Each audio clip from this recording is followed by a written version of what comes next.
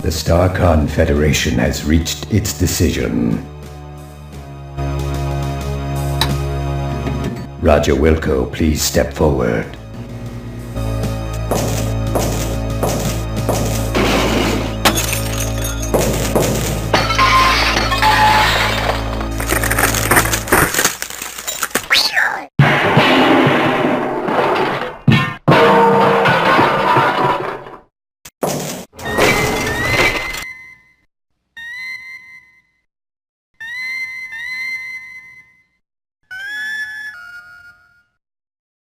Roger Wilco, you have been judged guilty of the following crimes: abandoning your post, deviating from mission parameters, misuse of StarCon property, disintegrating a fellow officer, perpetrating a sequel without authorization, and consorting with a female of higher rank.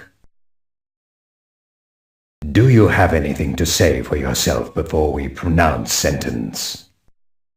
Can't you guys take a joke? Do you have anything intelligent to say for yourself before we pronounce sentence? Nope. Very well. It is the opinion of this tribunal that as punishment for your crimes against the StarCon Federation, you are to be decommissioned. You are hereby stripped of the rank of captain. You are no longer an officer of the StarCon Federation.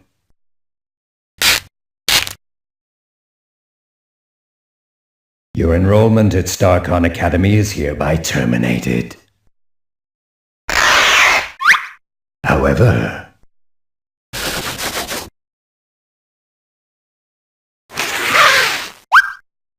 due to your successful return of the SCS Eureka, your rescue of the Goliath's crew, and the fact that nobody gets rid of stubborn mildew stains and black heel marks as well as you do, we are returning you to your former post with StarCon Fleet. You are hereby ordered to resume your duties immediately as janitor second class on board the SCS Deep Ship 86.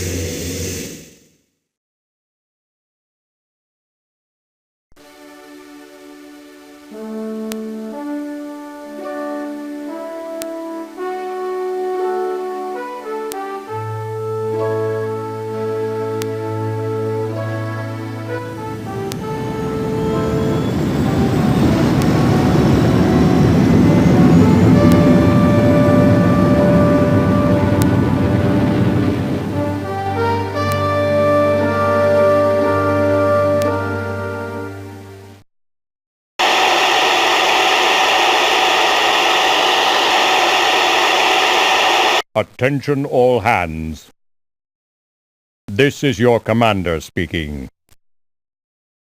I'd like to thank each and every one of you for your fine performance during our recent episode, A Stitch in Time Saves Gamma 9. So, thank you, thank you, thank you.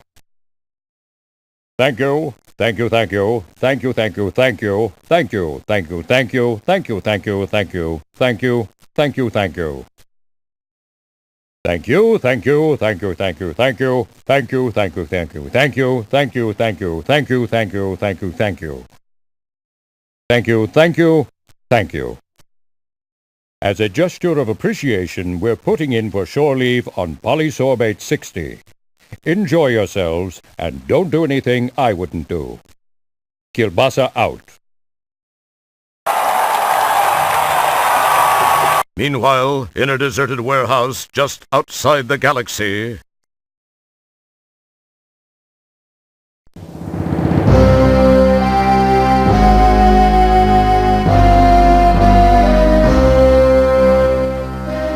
I don't care how you do it, gentlemen, so long as his body is intact. Do you understand? Yes, we got it. Yes, right, we got it. Yes, right. Good. Now, I believe you'll find him here, on Polysorbate 60, on a shore leave.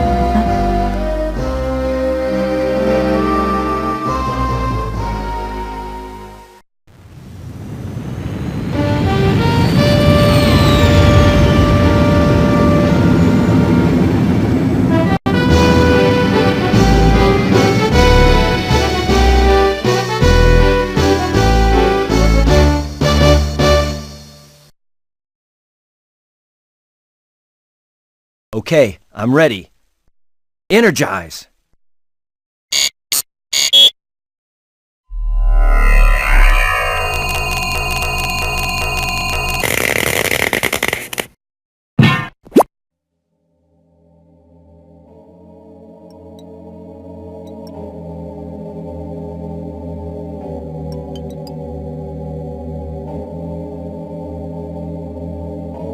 As we join our hero, Roger Wilco, he has just been transported to the surface of Polysorbate 60 to enjoy a little shore leave. Apparently, there was a minor glitch in the process. Well, at least you got here with all your important parts. Your hands, your mouth, and your stomach. Oh, great! Real wonderful. Nice beam job, you metallic piece of scrap. Jeez, this is snug. Real snug. You know, it actually makes me feel kind of good. I remember when I used to wear my mom's... well, never mind. No time for nostalgia. I've got a serious extraction problem to work out first.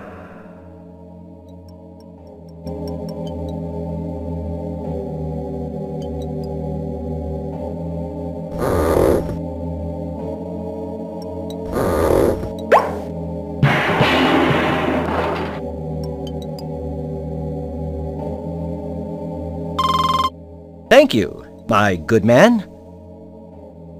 Yikes, I hope everything came out with me.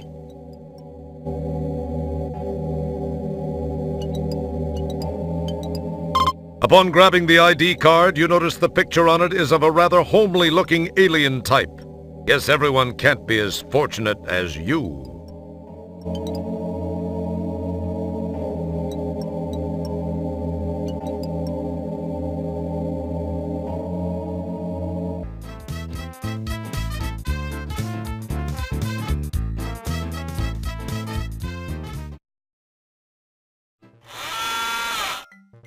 You pop a coin in the slot and climb on in.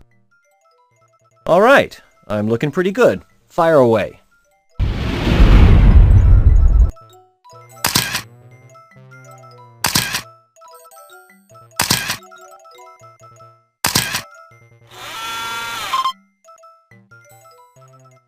There's got to be an optics problem with that machine. I look partially digested.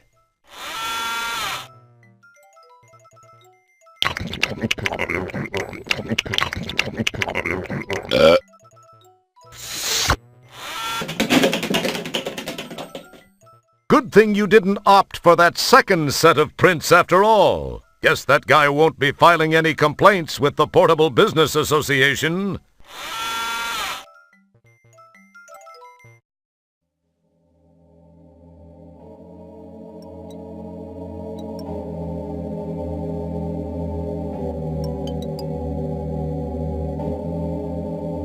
Hey! I wonder if you... Nah, what was I thinking? Hey! Buddy, maybe you can help me out. I'm trying to track down this Ender Droid. I'm an Ender Droid runner. I know I don't look so hot, but I'm in disguise, you know? In disguise? Yeah, you do look disguised. I just don't know what like. Hey, here's a tip. Think seriously about a flea dip. I could really use your help getting this one. I've had a hell of a time tracking him down. You've gotta help me. Tell you what, if you can find and immobilize this bionic beer opener, it's worth 50 buckazoids to you. What do you say to that? I've scoured this dung heap. I haven't seen synthetic hide nor hair of him. All that's left to check is that bar. I'd go in there myself, you see, but I've had a little misunderstanding with the management. No biggie. I'm sure it'll blow over soon. Anyway, can you help me out? What do you say? 50 buckazoids. And if you don't mind me saying it, you look like you could use it. So how about it? Well, I don't know. What's this Endodroid thing look like? And why do you want it? Well, he's about your height, only maybe a few inches higher. And I'd say about your weight, give or take 60 pounds or so. But then that's just probably because of that stuff he's made of. Kind of a liquid metal thing, but that's not important. He's got a crew cut, and I think he was wearing a long dark coat. Has a strange accent. But why do you want him? Oh, he made some people mad. How? Oh, I guess he sort of jumped out of his program and kind of killed and/or mangled a score or so of co-workers and, more importantly, management personnel. A big no-no. No big deal. I just gotta take him in for analysis and processing. It could help pull me out of my, unfortunate cash flow situation. And most importantly, it can mean 50 buckazoids for you. What do you say?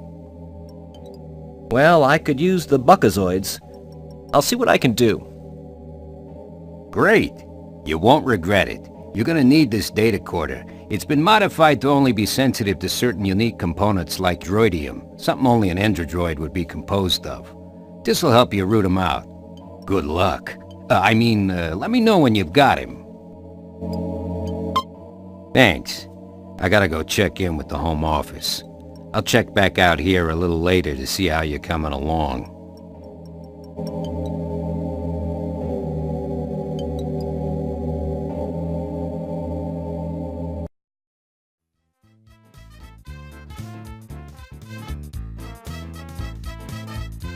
It would appear that once again, Vice is a bit more profitable than most business ventures. This place is almost too hip for the planet. But then, that's no mean feat, given what a total heap this place appears to be.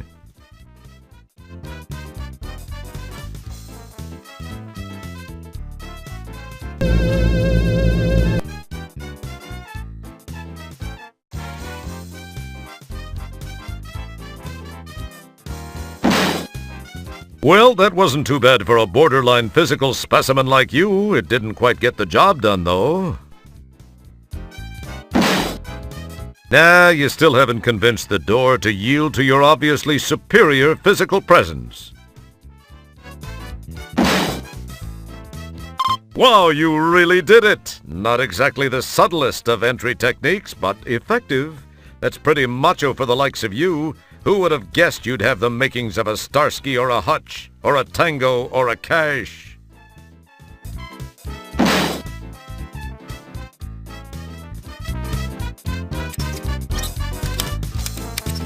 You go now and I don't rearrange your organs.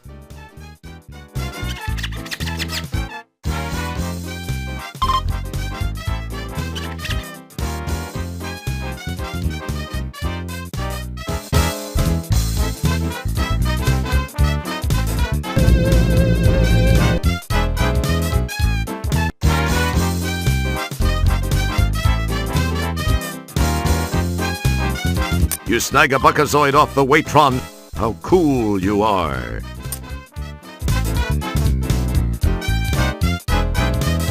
You quite cleverly paste your picture over the old one on the ID card.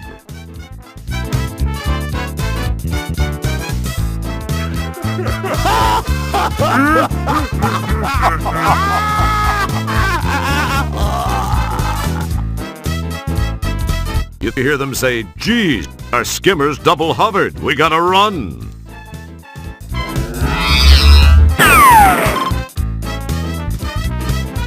You snag the 4 hoses. Never know when you're going to meet that special lady.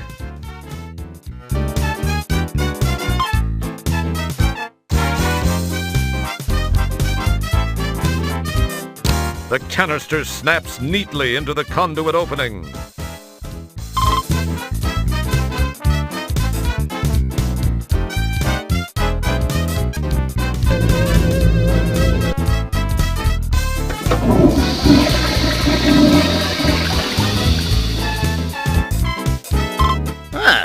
So you're with Polysorbate Security, huh? Yeah, what can I get for you, Chief? What have you got? Well, aside from the obvious stuff which is glaring in your face from the back wall here, I do make some mixed drinks. I mean, if I do say so myself, I make a pretty mean William Gibson and a pretty good Asimov cocktail, you know what I mean, huh? Hey, I got you. Try a fuzzy toe jam. They seem to be pretty popular with your particular species here. I got just the thing for you guys. It's something I don't even give the regulars here.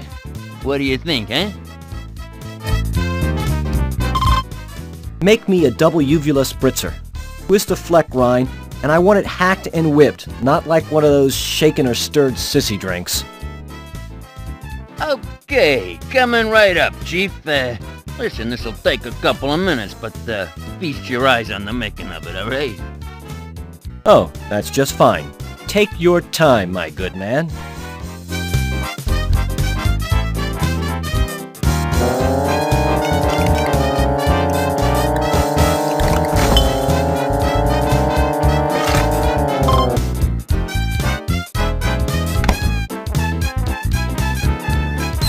This one doesn't spew anything.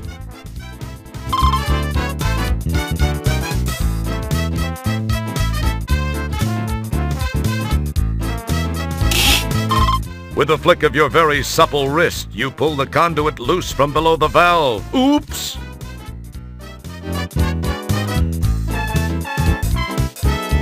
You carefully untangle the twisted mass of hookah hoses and then rehook the hoses to create one long hose. It reminds you of Christmas time back home when you enjoyed untangling the Christmas lights and saying to yourself, "I get so much satisfaction from cleaning and straightening. One day, I'll be the best janitor ever." Well, at least one part of that dream came true. You are a janitor. You rehook the hoses to create one long one.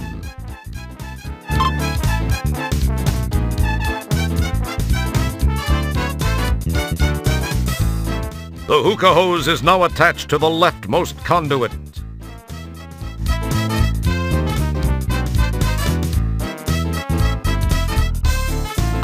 You complete the connection between the two conduits.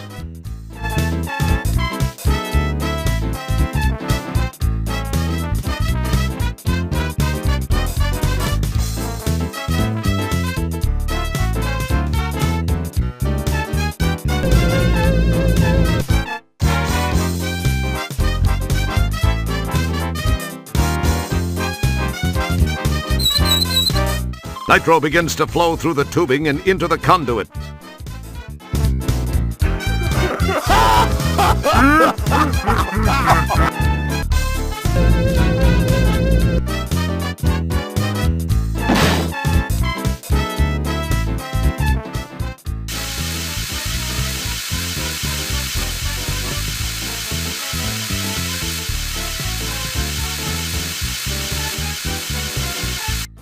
Frosta la Kista, baby.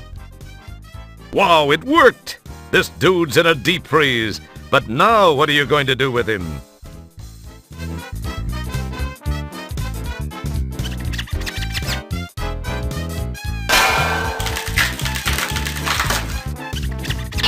Cool! Laying a solid blow upside the head of this frigid felon has reduced him to cubes.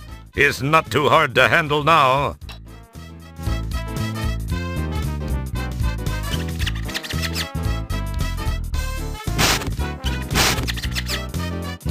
You quite cleverly whisk the cubed culprit into your dustpan. It's going to be tough to carry him this way, though.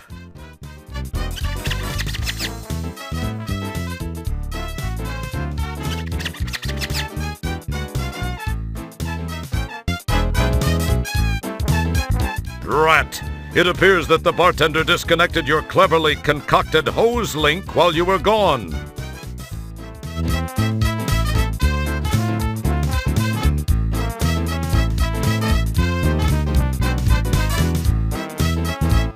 What can I do for you there, fella?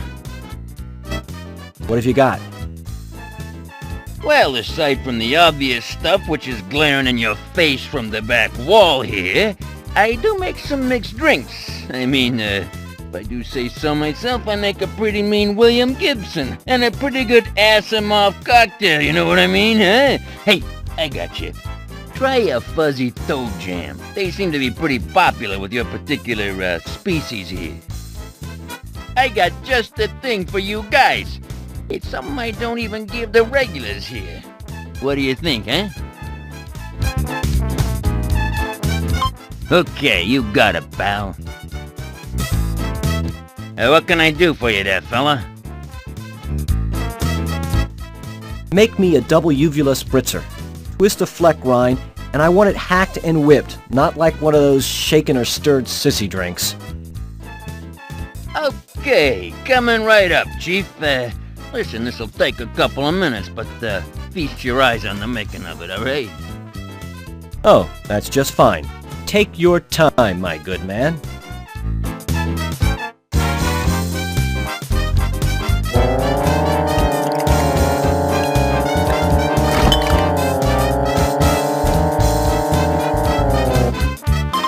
Very good. He'll be much more transportable this way. However, you'd better hope it doesn't thaw.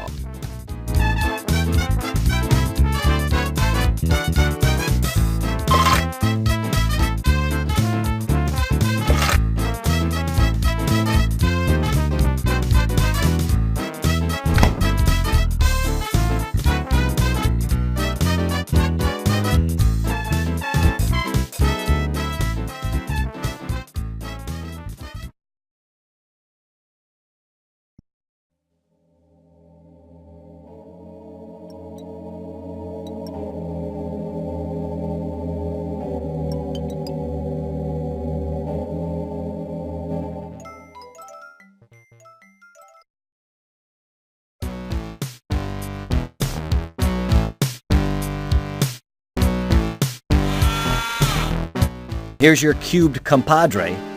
Where's my 50 buckazoids? No bull. You really got him, huh? I mean, good job. Yeah, I really got him. And I could really use my 50 buckazoids. Tell you what, I'll pay you when they pay me. No, I need the money now. Or I let the guy thaw right here, right now. No, just a minute. You don't want to do that. Hold on to your alimentary contents. I got it here. Here, you happy? I'll just be taking that tray. Been a special treat doing business with you.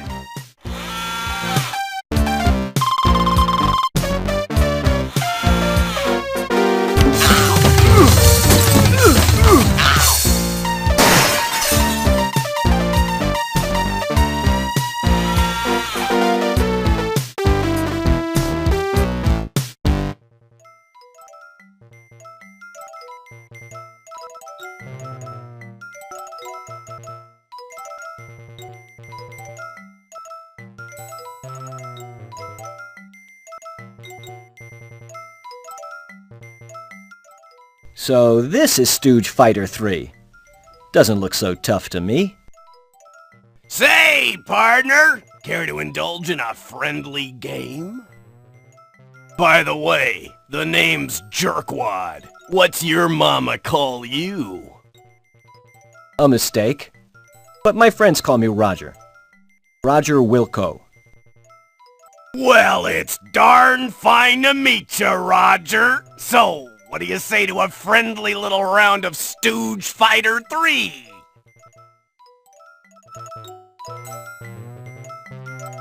Gosh, Mr. Jerkwad, that sounds neat.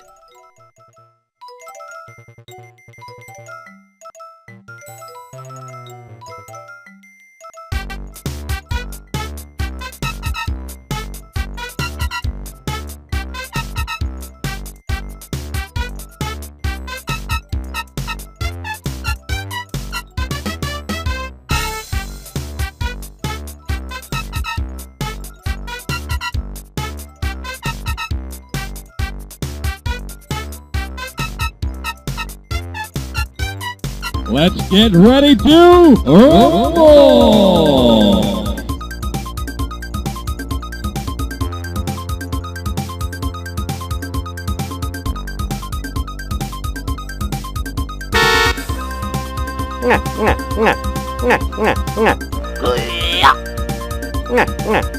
Oh, a wise guy. Oh, a wise guy. Oh, a wise guy.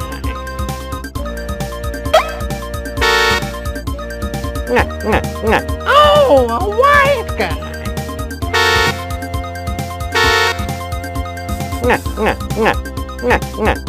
Oh, a wise guy. See that? Hit that.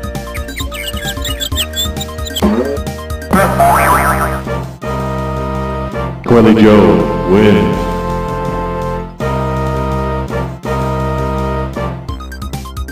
Rumble. See that? Hit that. Oh, a wise guy. See that? Hit that.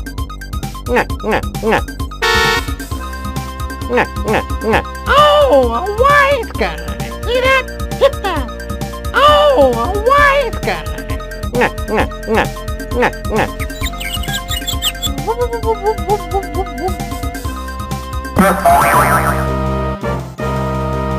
Quelly Joe wins the match. Unblemished victory. He ordered you.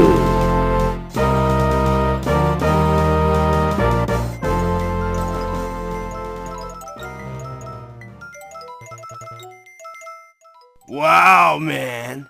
I guess I got real lucky.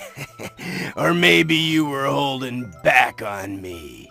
Nah, you wouldn't do that, would you? You don't look that bright. I mean, that probably isn't your style. Wanna play again? Not now, thanks.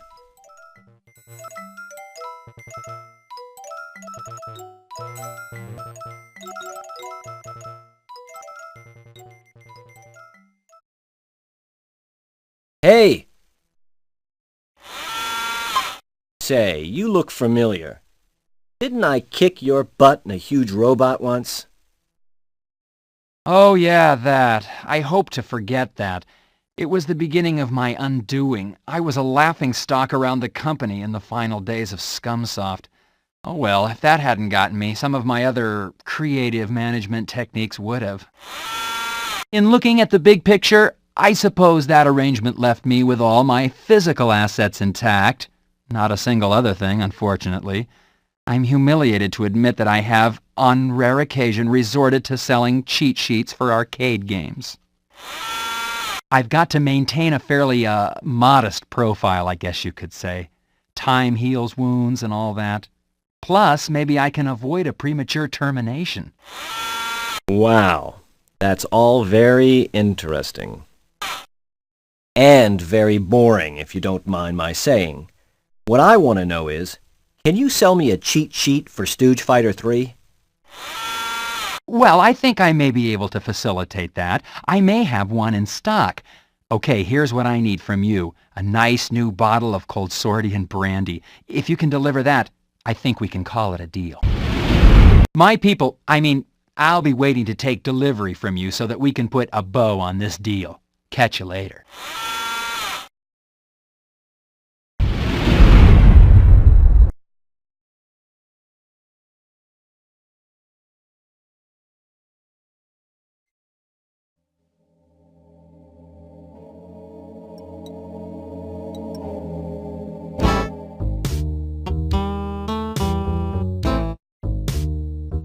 I'd like a bottle of your Cold Swordian brandy, please. Well, so you're interested in the good stuff, eh? I'll just take that 20. Thank you. I haven't sold much of this stuff lately, except to some sorry-looking little bud. Oh, hey, that reminds me. He still owes me some money. Oh, I can't believe I fell for that scam. Oh, well, enjoy, sucker.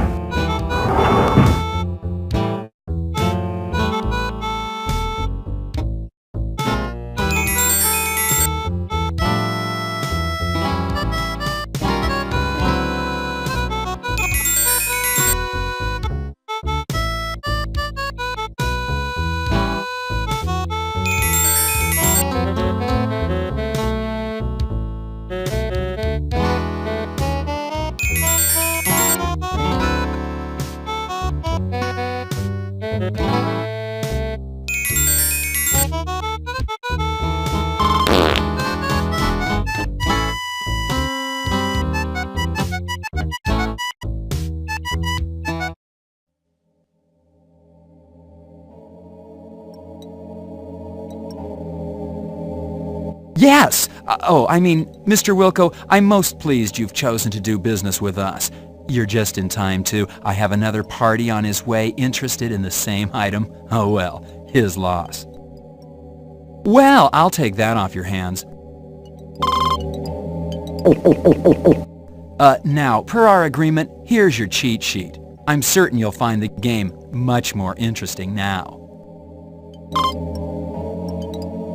Also, you look like you could use this fish. Enjoy, Mr. Wilco. I have a real important business in another part of town. Be seeing ya. Oh, by the way, I'd appreciate if you'd not mention our meeting to anyone. Some of those purple-skulled old stockholders really hold a grudge, okay? Bye-bye.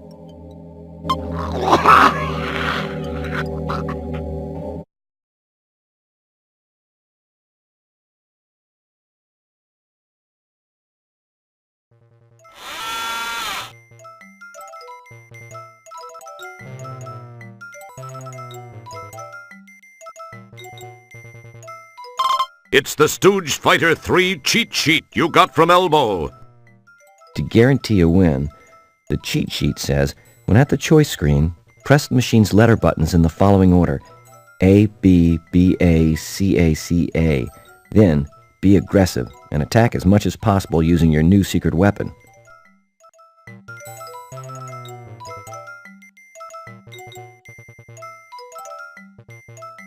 Hi, Mr. Jerkwad. How about another game of Stooge Fighter? I'm feeling a little luckier this time. You know, kid, I'd really like to, but I need a little more of a challenge. Take a long walk off a short asteroid, okay? What's the matter? Afraid a measly little pencil-neck low-life janitor and general waste of human life is going to embarrass you in front of your friends? Well said. Hold on there, you little puke! I'm not afraid of some puny little zit on the butt of the universe! Jerkwad is a scaredy cat! Jerkwad is a scaredy cat! Alright, you little wad of spit, let's play. I'll waste you. Tell you what, let's make it interesting. If you win, I'll give you 300 buckazoids. However, if I win, you're mine to do with as I see fit. The deal? Oh, this is gonna be fun! Oh, you're a bit puny, but I'm sure I'll be able to get a few buckazoids for you over at the slave colony. I'm sorry, I don't think I heard you quite right. Did you say, slave colony? Too late to back out, Borg breath. I knew that.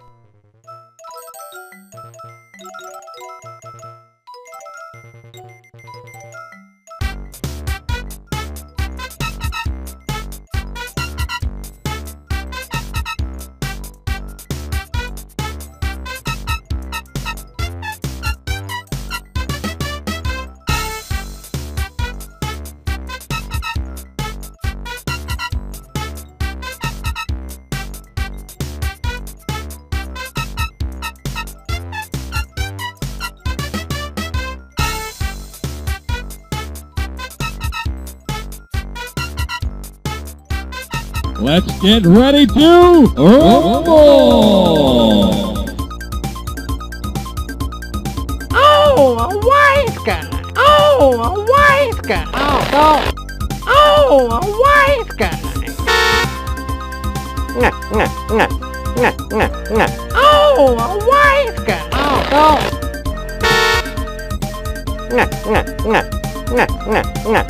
Oh,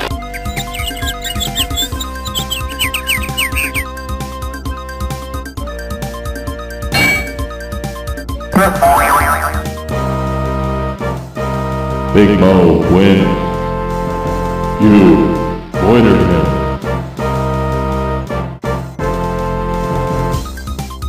Rumble!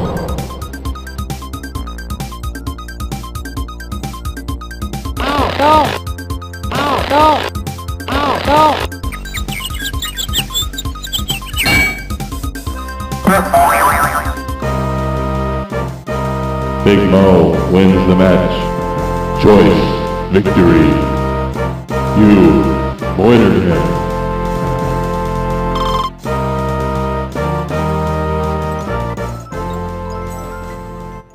How lucky can a guy get? That was pure luck. Jeez. Where's my money?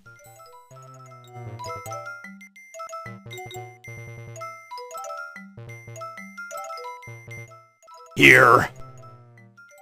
Now, if I were you, I'd make myself scarce, you little lump of phlegm. Otherwise, I'm gonna lose my temper, and all that's gonna be left of you is teeth and toenails.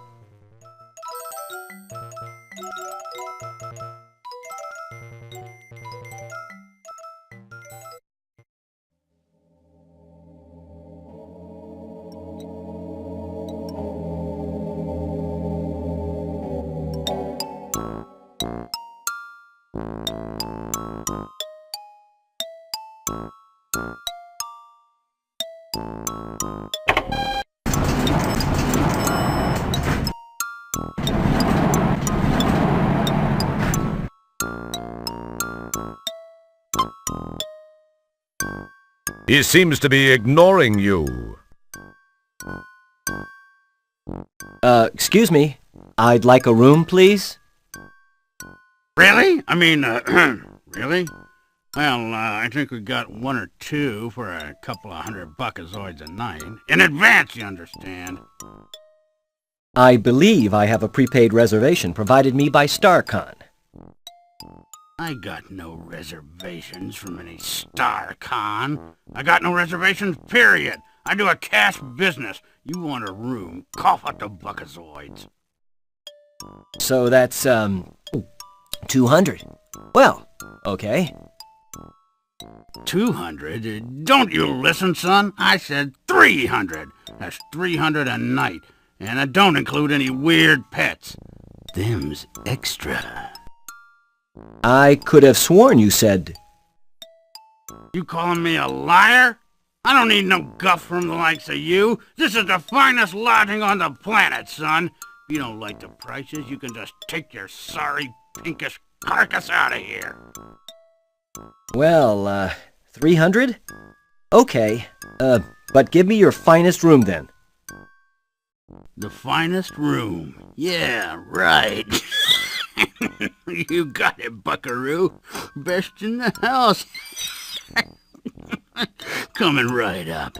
Pay up, and we're in business.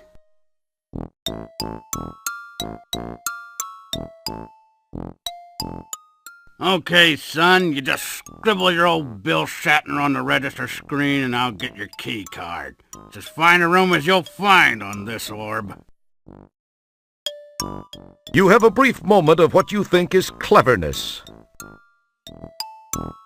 You decide to wittily sign the name Franzel Nickberm.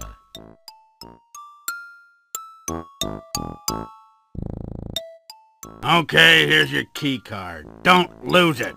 Room 1220J. Up the elevator. Franzel Nickberm. If I had a buckazoid for every time I'd seen that name, I'd be sitting pretty. I could afford one of those fancy fur-lined donut thingies that... But, what was I saying? Anyway, enjoy your stay. If you need anything, don't hesitate to tell someone. Gee, thanks. Say, could you tell me where... I'm a real busy guy, son. You got any questions, why don't you just go find the Chamber of Commerce and talk to them. I'm sure they'll be glad to help you out. Be seeing ya.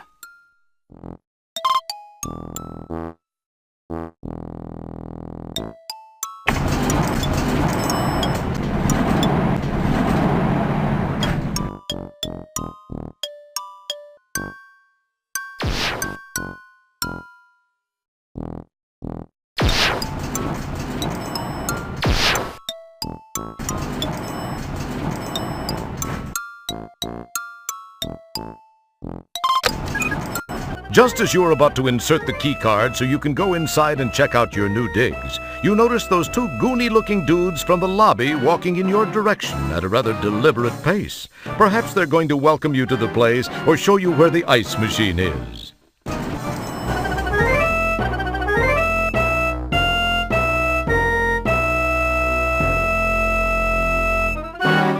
Hey there, pal. Got a second? Me and my friend here was wondering something. Fire away. What did you want to know? Well, we was wondering if you'd have any objection to us pounding you senseless. Grab 'em and let's get moving. I gotta report in soon.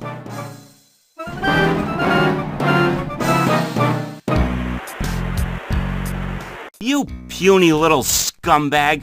I can't believe anyone would want you. One thing's for sure. You sure ain't gonna be seeing your home son ever again. Hey, Nigel, let's get back to it, huh? We got things to do and places to go. Now, just sit there and be still and be quiet, little man. I've got some things to finish before I finish you.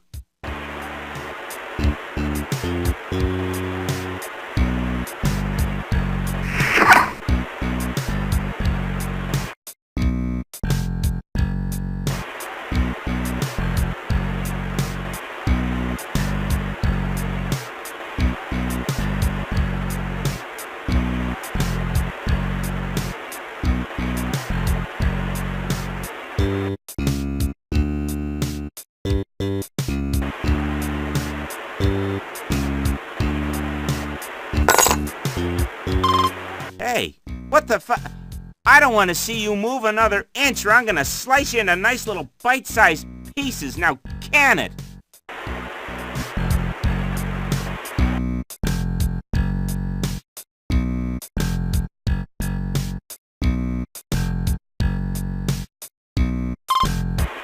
You are now a proud nail owner.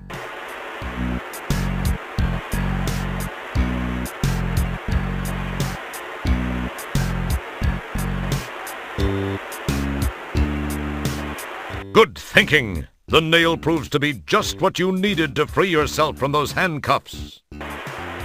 Don't get all excited, Little Red Riding Hood. You aren't out of those woods yet.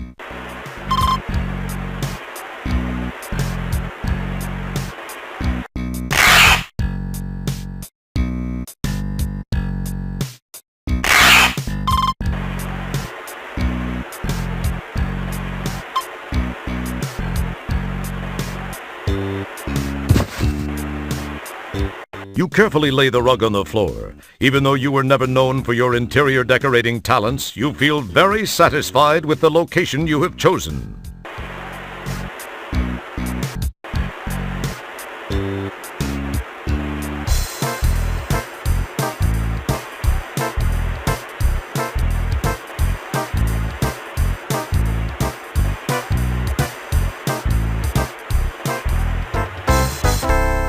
Your body is now carrying a nice static charge.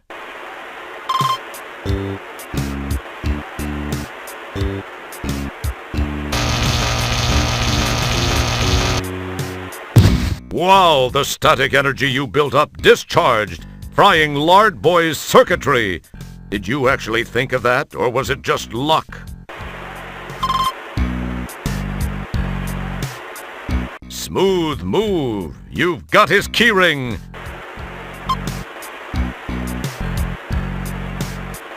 You now possess the Mahdi.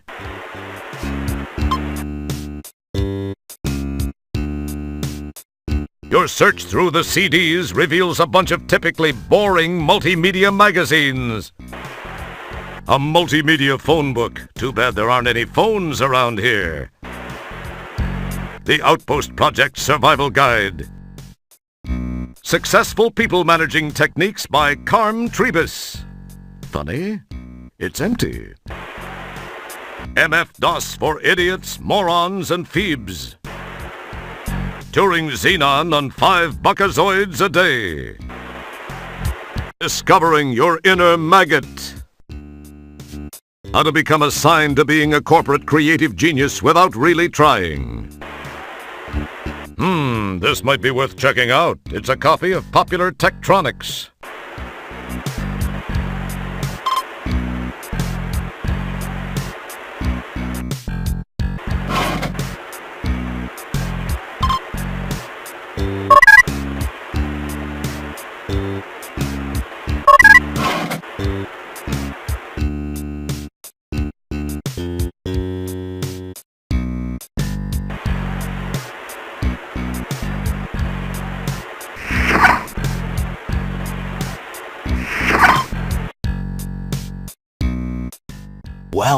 Well, the worm is out of the hole. So, you have to ask yourself, do I feel lucky?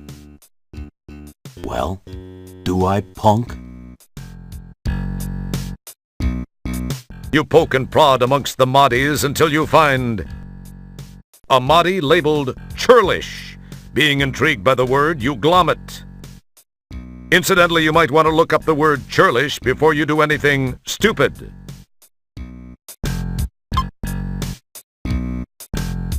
The corner of the label in this moddy seems to be loose.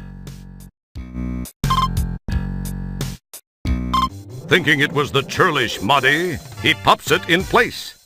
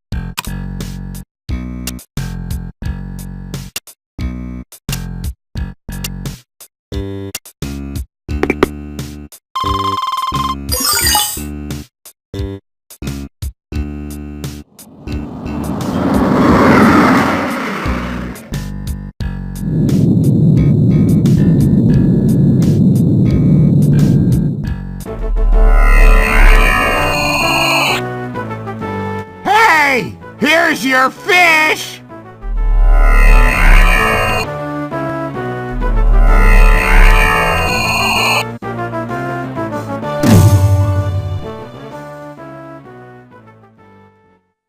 Stellar, you picked up my homing signal.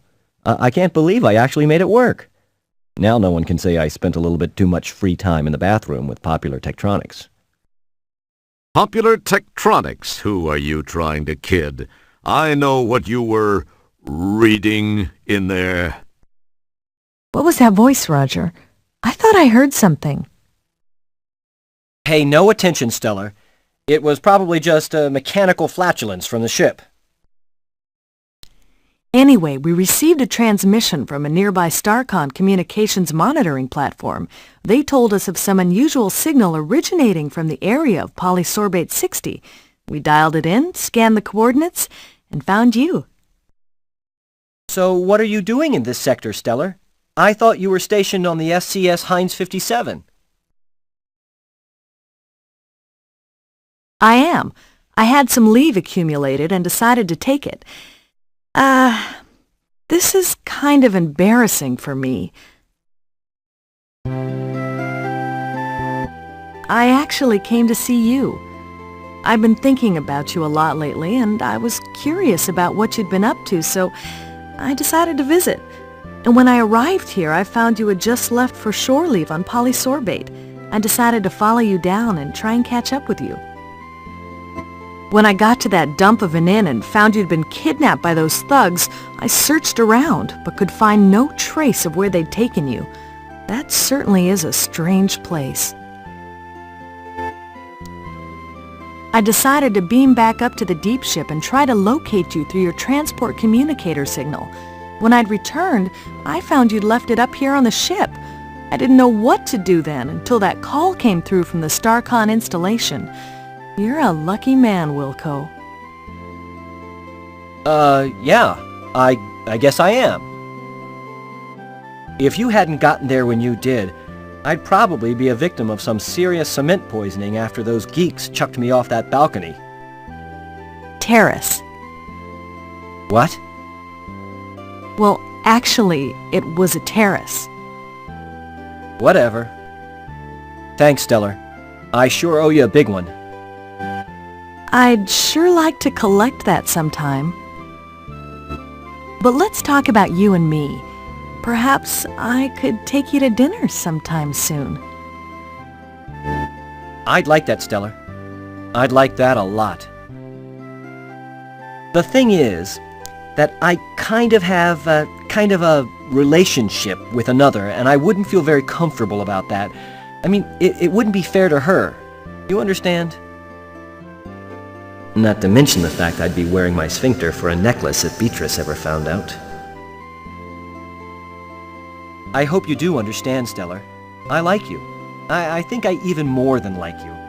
I don't know where I got this inordinate sense of loyalty toward Beatrice. I believe the word that explains that is fear. Pound sand, pal. Please know that were the situation any different, I'd be making that date with you right now. Oh, I see. Friends, co-workers, buddies. That's all this is gonna be. I guess I knew it somewhere inside. I just didn't want to believe it. I guess I admire your trueness of heart, however misplaced. But I feel much more inclined to damn you for it. I know that's selfish, but it's how I feel. I must admit it shows something more about you, more depth of character than I gave you credit for, Wilco. Well, I'm patient if you ever have a change of heart. Well, Roger, we should see what we can find out about those subhuman walking dumpsters that had such a keen interest in you. I don't suppose you heard their names. No, but I did get this neat personal grooming assistant. It needs a little cleaning, but... That's great, Roger. Don't clean it, though. Take it to the sick bay. There's a DNA analyzer there. We can scan the contents and perhaps use the results to get some names and information about these guys. Good thinking, Stellar. I probably would have thought of it, eventually. Yeah, I'm sure you would have, Roger.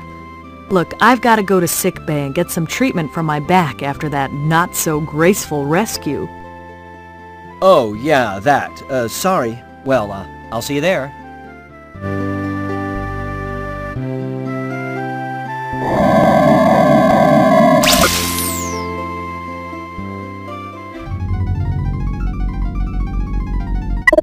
Commander, I am receiving a message from StarCon. Computer on screen. Hello, Commander Kilbasa.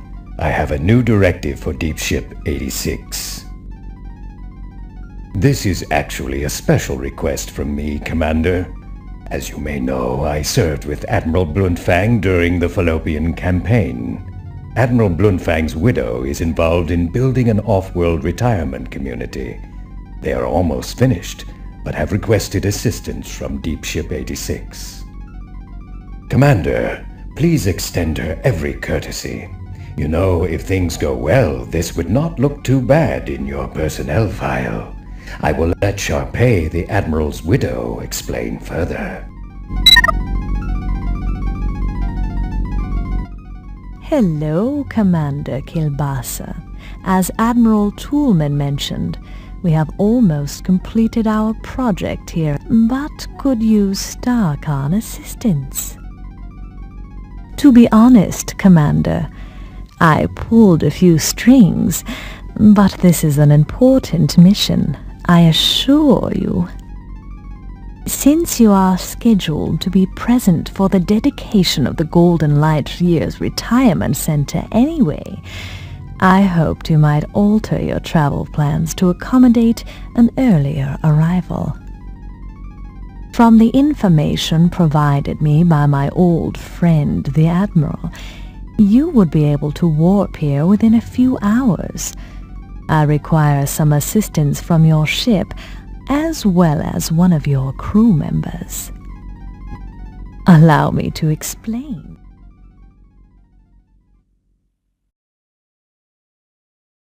Meanwhile, back in sickbay...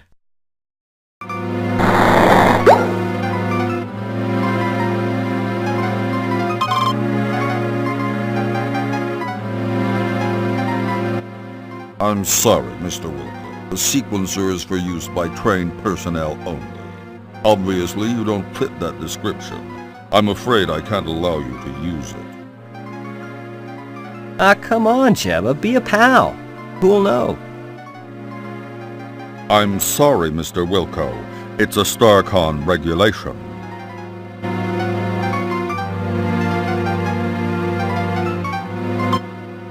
Peace, Cheba. Who's gonna know? Let me try this one thing. I'll be out of your way. No one will find out. I don't know, Mr. Wilco. I'm not one to break regulations. I really don't think it's a good idea. I swear it'll only take a minute. We're out in the middle of nowhere. No one will find out. And I'll tell you what, anytime you want it, one free plunge job, day or night. What do you say? Well, I don't know. It'll only take a minute or two, really. Come on, Cheba, be a pal. Well, okay, but just this once. If anyone finds out I'm sunk, then I'll come looking for you to take it out on. Keep that in mind. No problem. I'll be done in a flash. I really don't know why I'm doing this.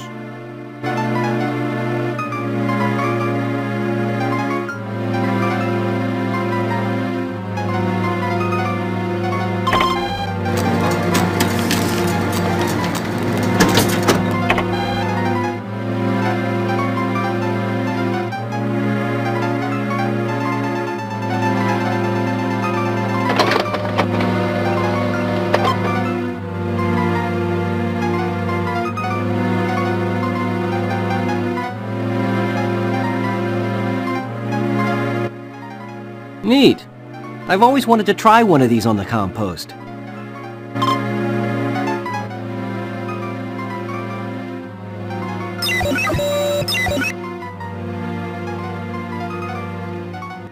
Oh, hi, Stellar.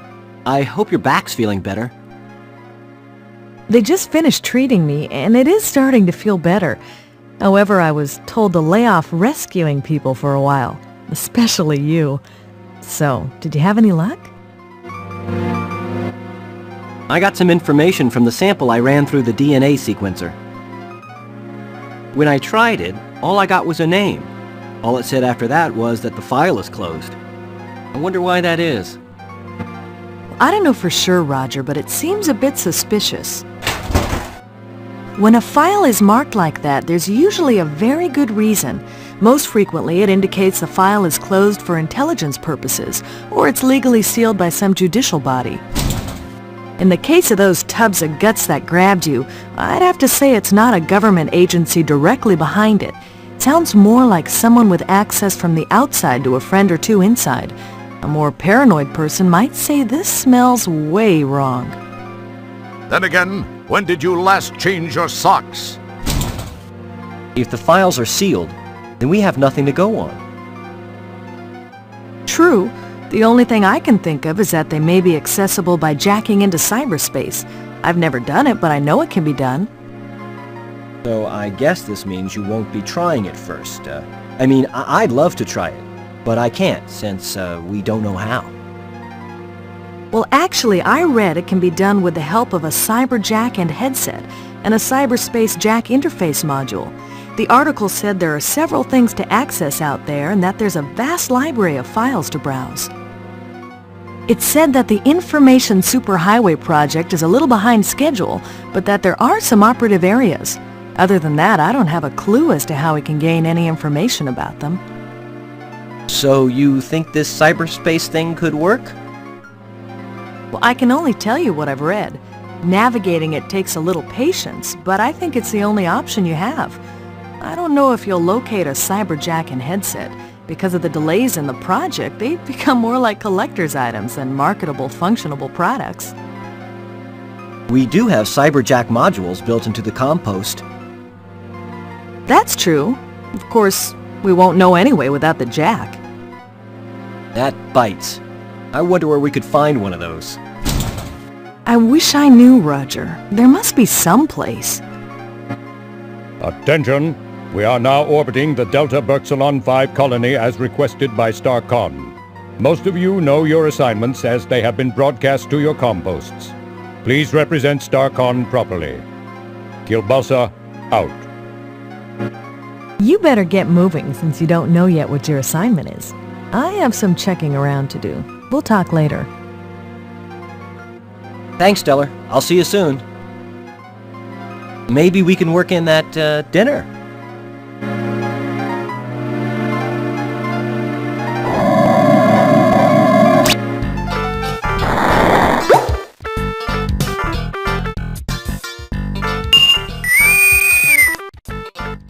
Wow, a message for me. I must be getting popular.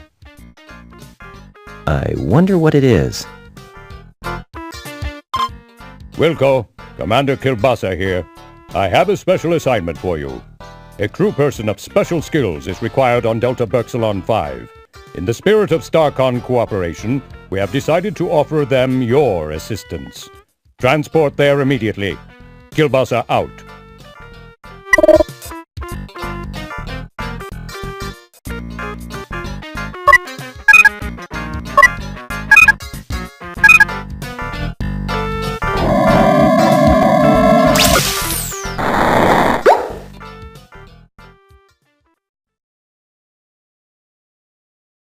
Okay, I'm ready. Energize!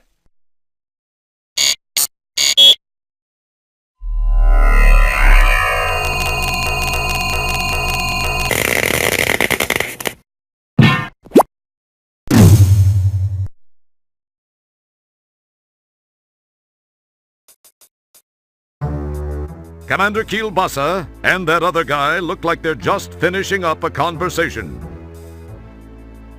Janitor Wilco, Dr. Bellows and I were just talking about you. Please report to Sharpay's quarters, Janitor Wilco. She is in need of someone with your special skill set. Be quick about it. Yes, sir.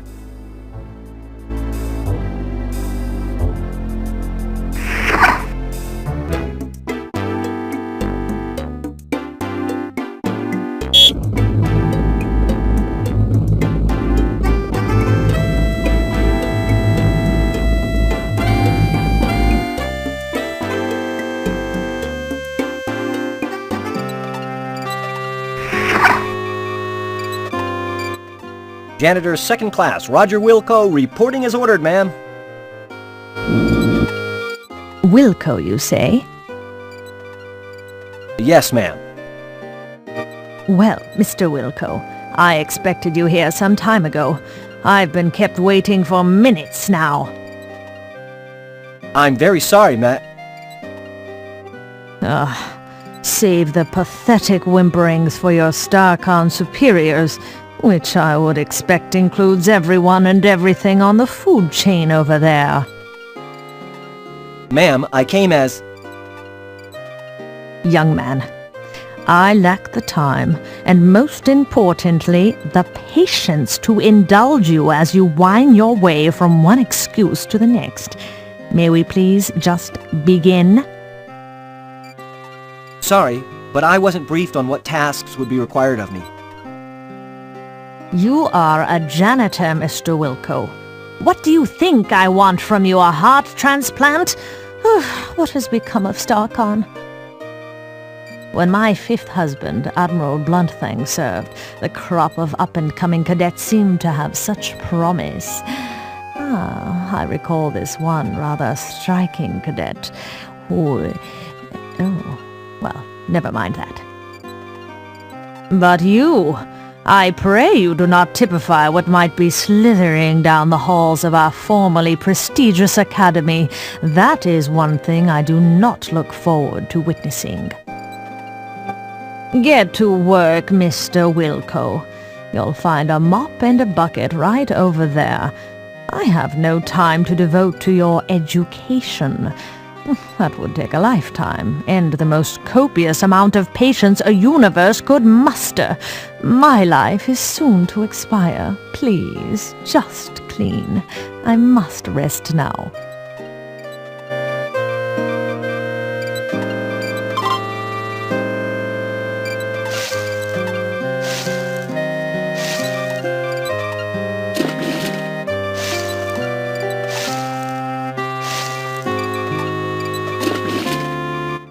Mr. Wilco, please rattle the handle on that commode. It is positively maddening. You got it, right away, ma'am. Whatever I can do. Please do it, and quietly. I must have my rest.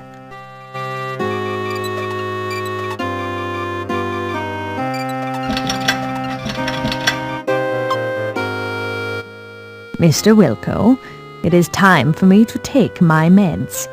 Please fetch my trisonic sortium from the medicine cabinet. Yes, ma'am. Maybe I can get this old hag to overdose. What was that, janitor? Nothing, ma'am. I'll get those for you right away.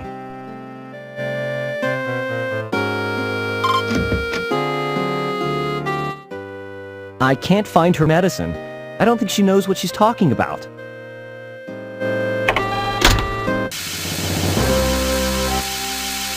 Hey, what the...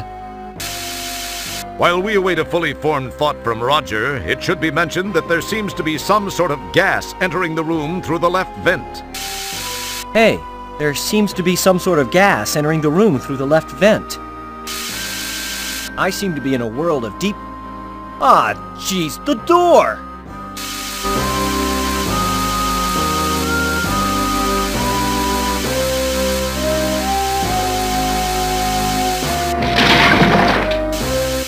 You give the piston a yank, and sure enough, it comes loose in your hands. Perhaps it was your raw strength. More than likely, it was defective.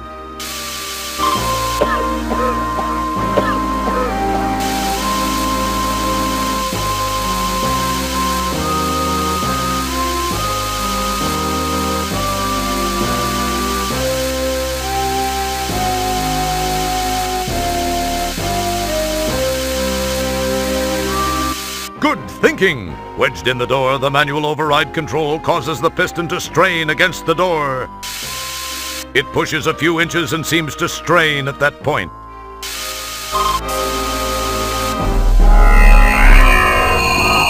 Wilco!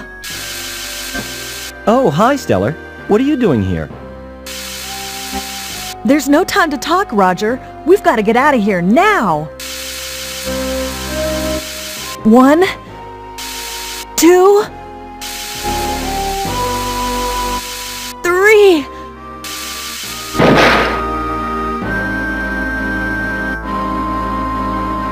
Just as you crash to the floor of the turbo shaft, the hydro riser piston gives way, and the door slams shut, with Stellar still trapped inside.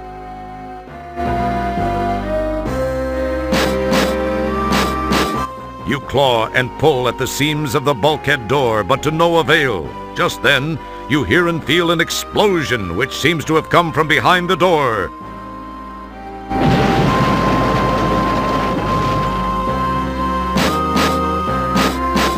The door is sealed tight.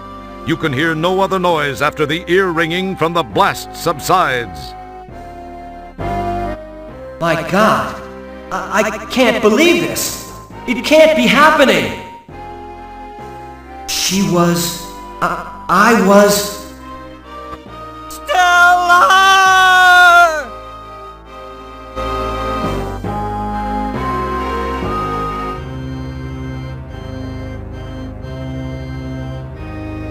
It's hard to believe that this is the Hollow Suite. The setting is much like the graphics you've scanned in the library from those planets more interesting in their climatic diversity. From the scenic jutting peaks, soft hills, and lake in the conjured distance to the lush pixelized growth of trees, flowers, and grass in the foreground, the holodeck has that sublime park-like perfection. Unfortunately, its serene beauty is sadly negated by the headstones and the solemn event about to occur, the laying to rest of your rescuer and true friend, Stellar Santiago. You are feeling as you have never felt before, perhaps helped along by the relatively short stints aboard the various ships, as well as all too brief friendships. You've been spared the emotional devastation of true loss by lack of attachment. This, however, is a different feeling. Far different from anything you've ever experienced. You can't help but wonder how you'd act towards Stellar given a second chance. But you know that can never happen. She gave her life for you, and you will never be able to thank her. Enough smarm already. Let's funeral! Ladies and/or gentlemen, we assemble here today to honor the memory of a former crewmate, Lieutenant First Class Stellar Santiago. Her unfortunate death takes place in the shadow of a new community, the dawning of a new life for the aged of our galaxy. Although death is never easy to accept, we must remember that the tragic accident which took her from our midst occurred while she was on duty. If a member of StarCon must perish for some reason, there is no more honorable way. It is part of the oath we recite and take to heart when we pledge our allegiance. I believe her friend, Janitor Second Class Roger Wilco, has a few words he'd like to say. Mr. Wilco?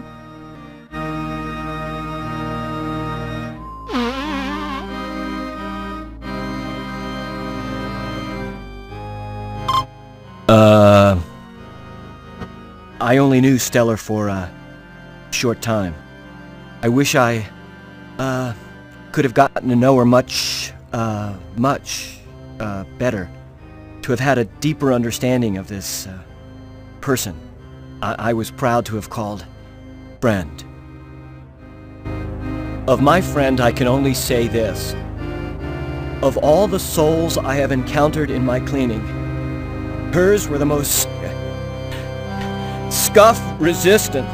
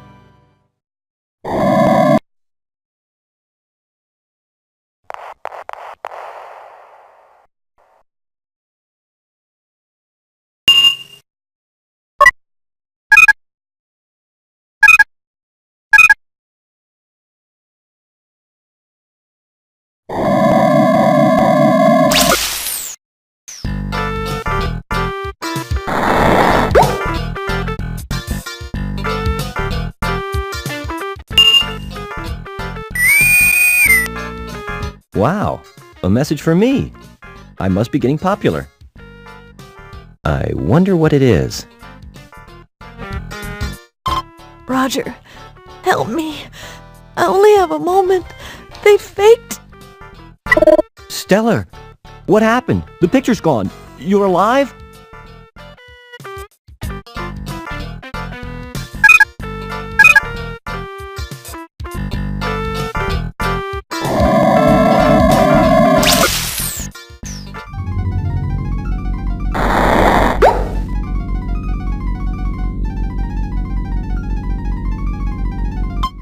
Commander Kilbasa, you're going to think I'm crazy, but I've just received a distress message on my compost.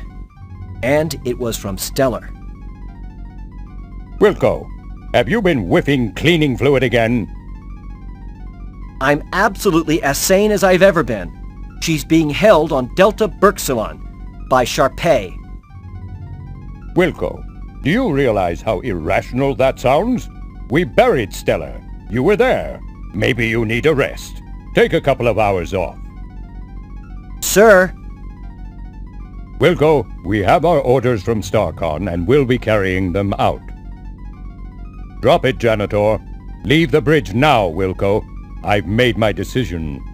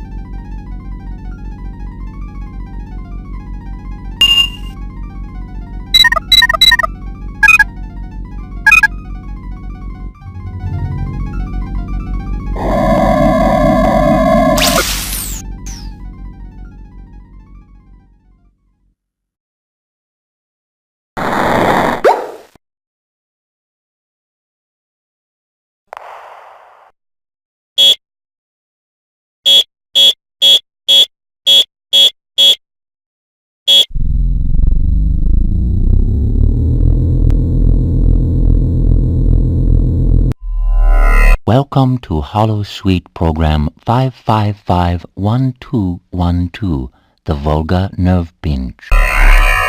Despite our reputation for being pacifist, we Volgars have developed an extremely practical martial arts technique used mainly for defensive purposes. It is called the Volga Nerve Pinch. This is a tactile oral maneuver in which the applier pinches the bundle of nerve fibers at the base of the neck while whispering into the victim's ear dialogue from either Tango and Cash or Hudson Hawk.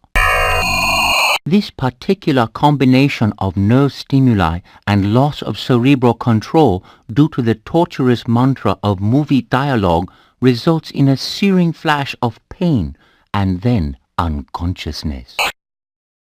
In effect, it is similar to a temporary orally induced robotomy. Victims are soon rendered unconscious for several hours. When they awaken, they will remember nothing of how they came to be unconscious, if they are extremely lucky. I shall demonstrate on my most eager volunteer. You will please to pay attention. Address the subject in this manner. Please to notice the location of my hand as I begin the narcotic chant of cinematic morphine. He mutters something thankfully unintelligible into the ear of the volunteer. Oh, thank you, sir. Maybe you can fetch me up with your sister. I have told you after her and we're gonna have margaritas together. Oh, let's hope us get we have fun. Oh, get a hubba hubba going in the wee. And I just like that. So, as you can see, it is very effective. If you can apply a proper grip to the neck, it will disable 9 out of 10 neck-bearing species. This completes our program. Thank you very much.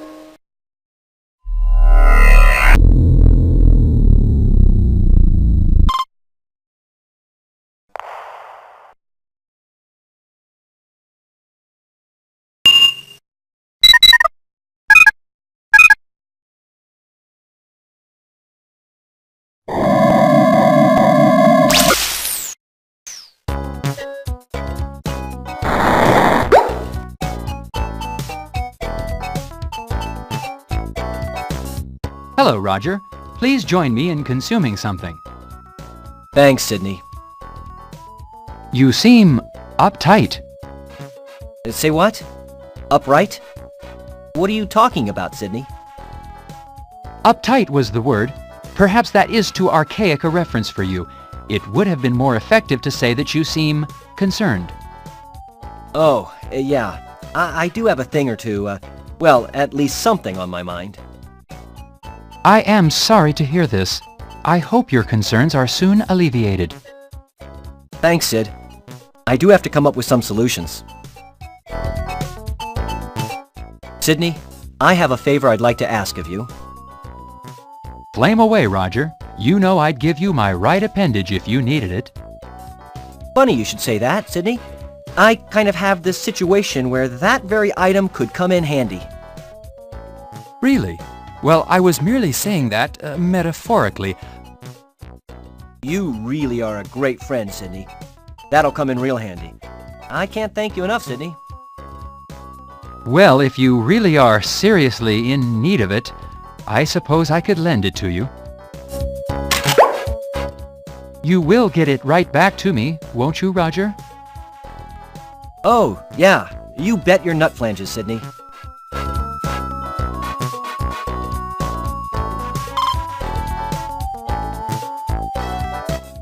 Sydney, I kind of need another favor. I need one of your eyes. Pardon me, Roger. For a second, I thought you said you also wanted one of my eyes. I must have my auditory circuits diagnosed. Well, actually, Sydney, I could use one of your eyes. Are you certain, Roger? Well, I guess if you really need it... Oh, I do. I really do, Sydney. You're a mechanized lifesaver. You will return them soon, right, Roger? Oh, of course, Sydney. Real soon. Listen, I've got a couple of things I've got to attend to. I'll see you soon. Thanks, Sydney. As long as you say it will be soon, Roger. Oh, yeah. See you soon, Sydney.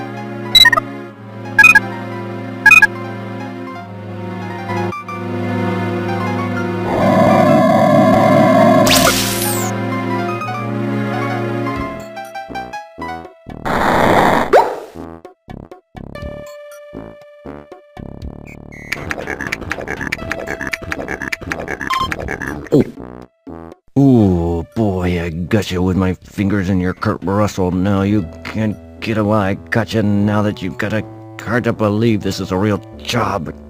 Oh my God.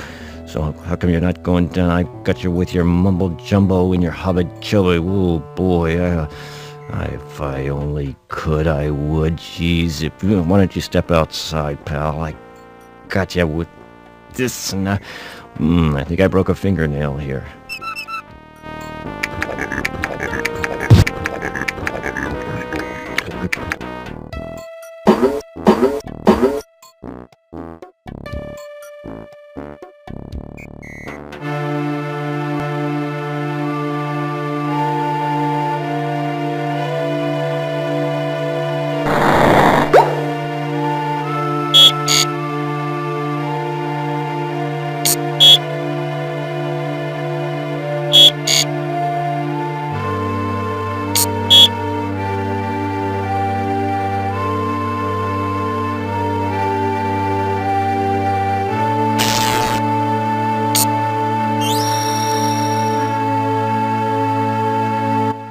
are very fortunate to not be a prisoner on one of those Cervix cruisers. They'd have you eating your... Oh, heck, never mind. You don't need to hear that right before you eat, that's for sure. Ooh, I do go on a little.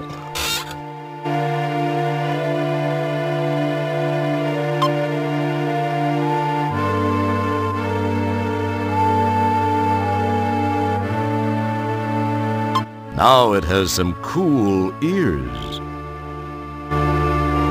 The rack of a rat adds a nice touch. An interesting idea. Something's starting to take shape. What are you up to, Roger?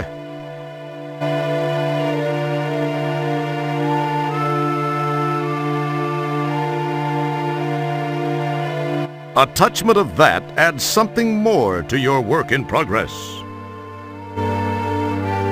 How creative. That's a nice touch.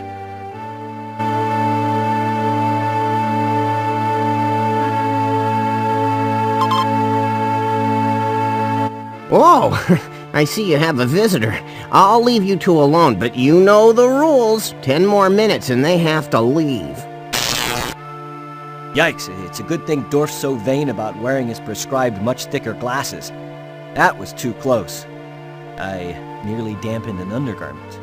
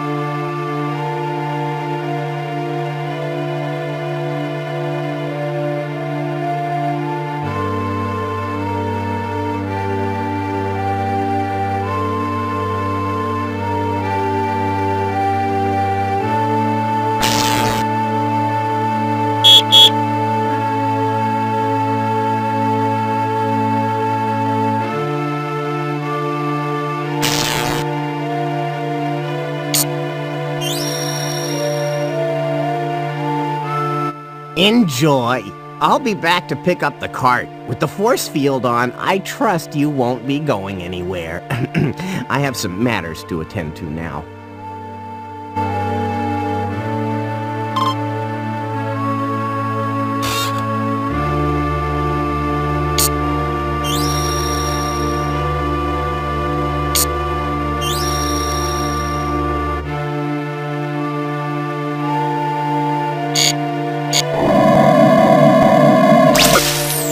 Nice work. Sometimes you actually surprise me.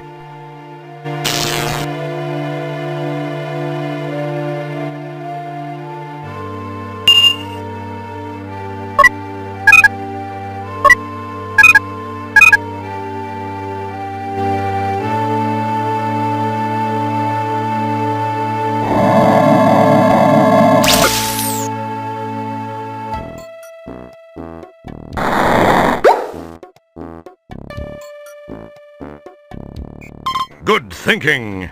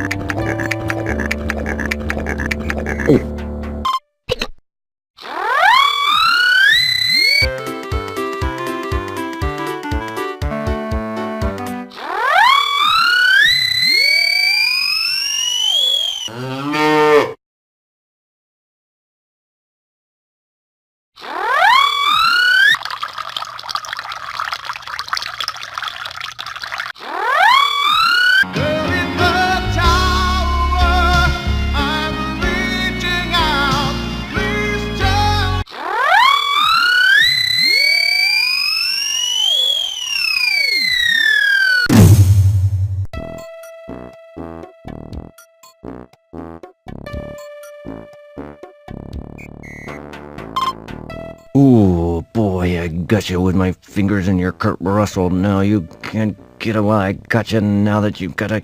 Hard to believe this is a real job. Oh, my...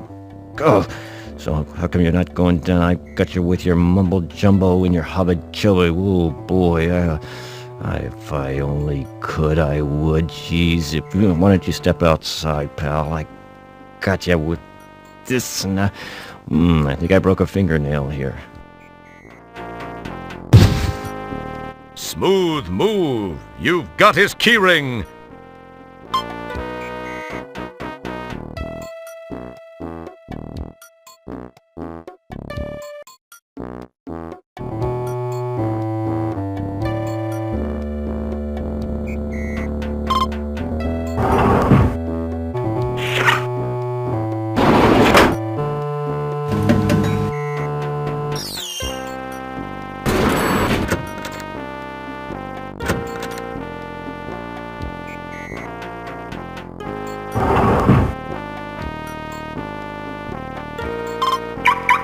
The shuttle's alarm is now deactivated.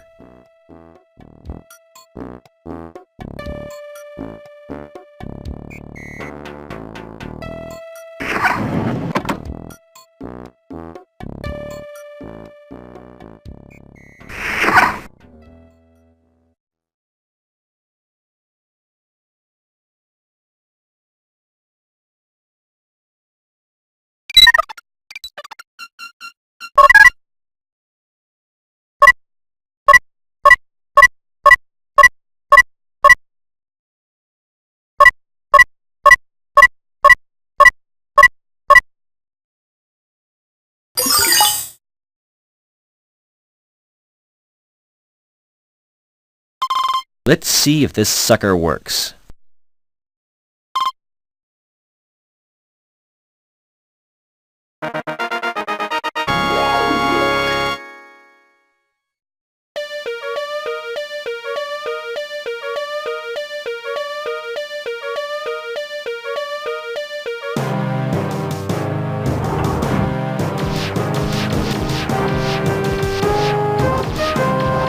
Hey! Here's your fish!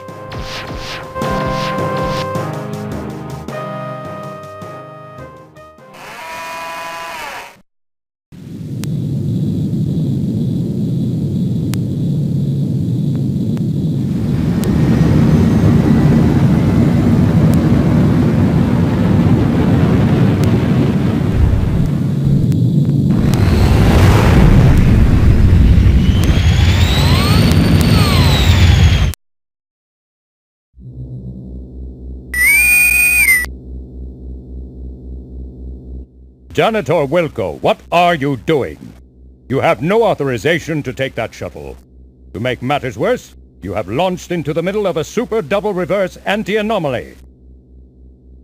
You will turn that ship around immediately and head back to the shuttle bay.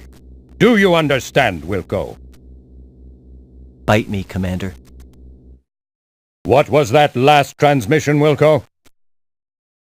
We're having a little problem with the signal, sir. I mean, with all due respect, sir, I did plead with you not to leave Stellar behind. Sir, I sense that something's just not right with that community. I don't believe Stellar is dead, and I just can't leave her there. I'm going to do this, sir, regardless of the consequences. Stellar saved my life not once, but twice. I owe her. Well, that was her own stupid mistake. I demand that you return at once, Wilco.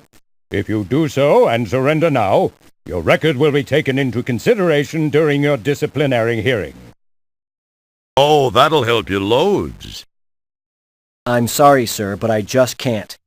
I have to do this. Wilco, you fool!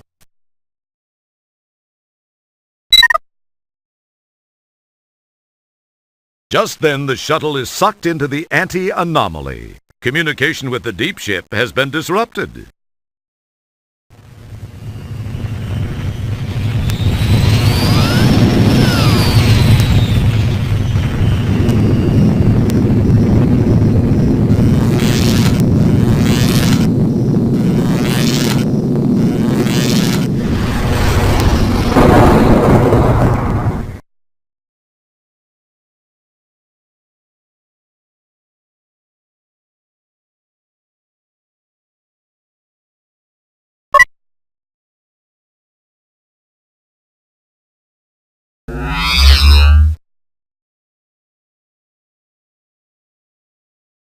Sir, I am unable to access the navigational computer. I am guessing that it may have overloaded just as the divalium crystal somehow went offline. Once repairs have been made and the shuttle engines have been refired, I believe I can follow the deep ship's ion trail back to Delta Berxilon 5. That would be quite cool, Manuel. You sure about that? Once the divalium crystal has been repaired, our electrical system re-established, and the engines fired, I am 97.2% certain. Why only 97.2%? I judged 97.2% to sound more hip to our audience than would 100. You would have to mention it. Sorry. Don't apologize to me. It's the players you ruined it for.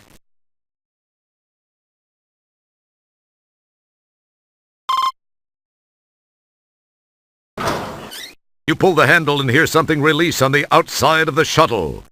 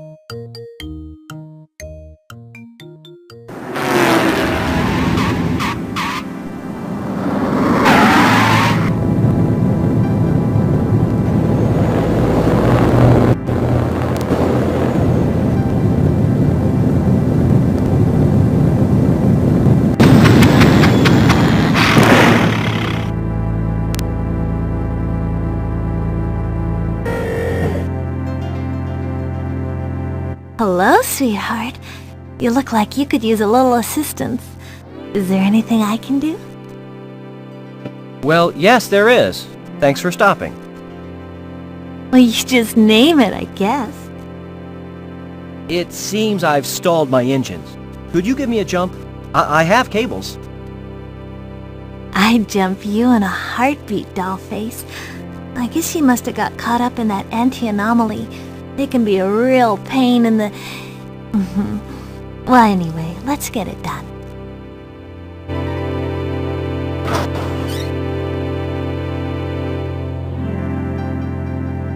Well, here's your end of the cables. I'll let you know when I'm all hooked up.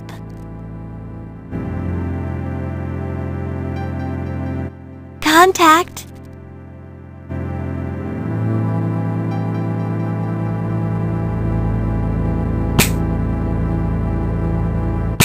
Okay, Manuel. We're all hooked up. Give it a try.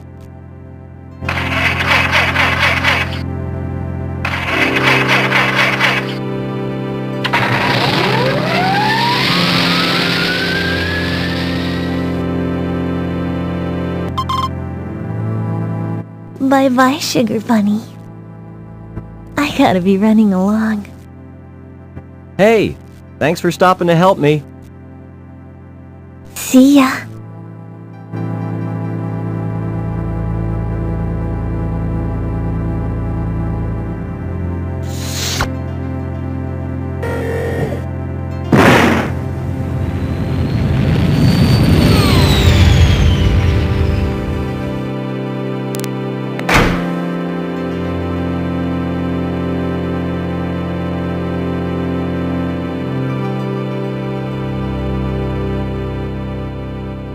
You neatly replace the EVA suit in its proper place.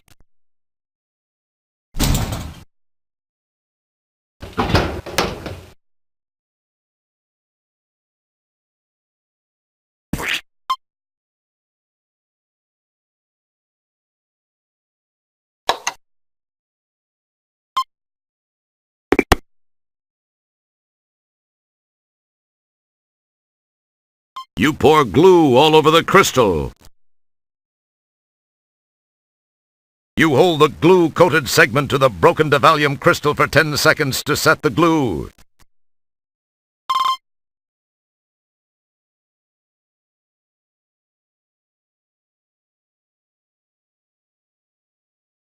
Good work, sir. I believe I can now follow the ion trail of Deep Ship 86 back to Delta Berxalon 5.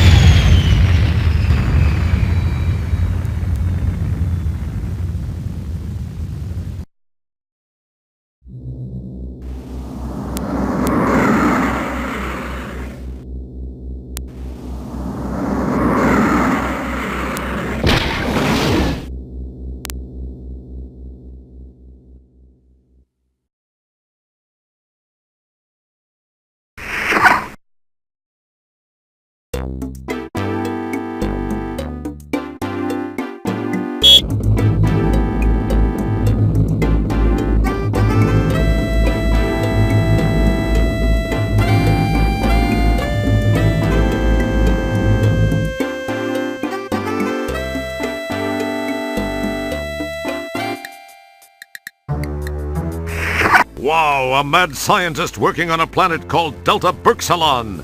You wonder what he's doing here? Designing women, perhaps? Sorry?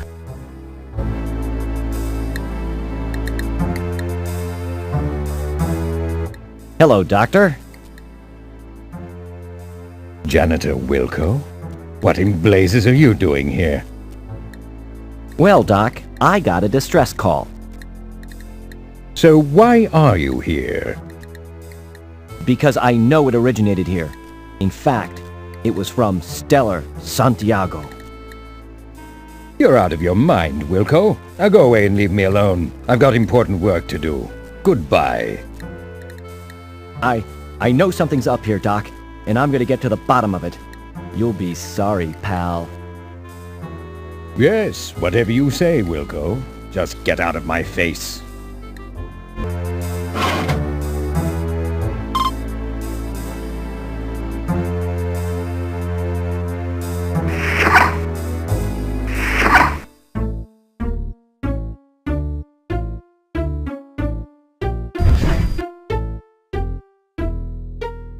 You take possession of the Callahan Muddy.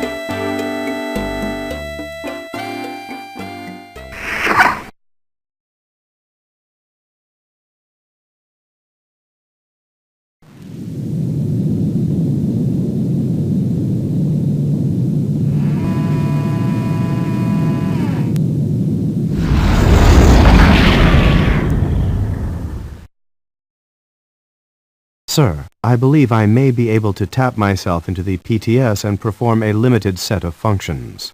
PTS? Yes, sir.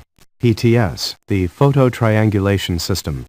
It was installed as a crude backup navigational device to the modern navigational computer system. It's what you see before you mount it in the middle view screen.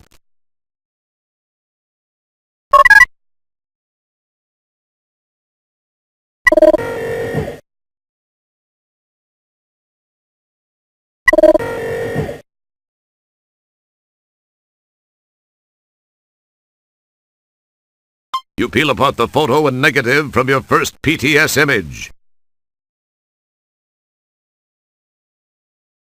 You peel apart the photo and negative from the second PTS image.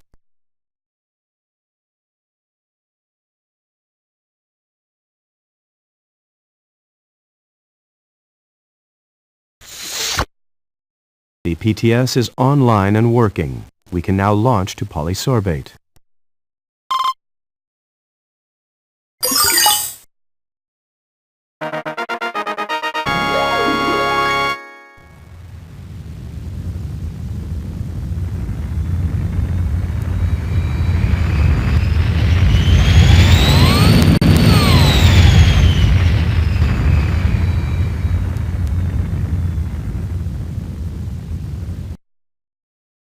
What may I do for you, sir?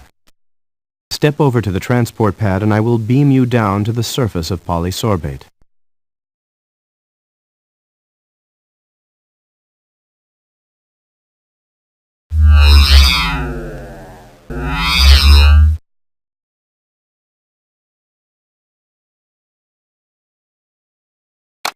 Manual tosses you a transport signaler. You can only use this from the place I beam you to.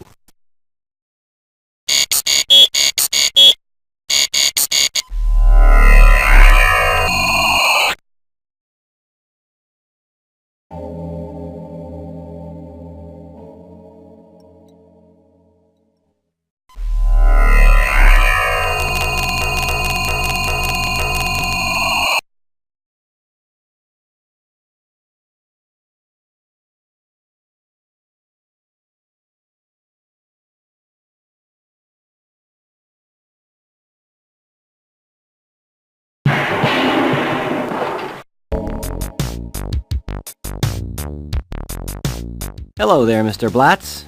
I think I have something you might be interested in. Think so, hey? Oh, I really think you'll find it interesting. Ooh! Why, I'd love to take that off your hands. Of course, you realize that it's illegal to sell those, but I could trade you for something. Look around and see what interests you. I could really use a cyberspace jack. Tell you what, I'll trade you for one of those fine specimens in the case. What do you say? No, I want the jack or it's no deal. Oh, now take it easy, Sonny. I think we can do business.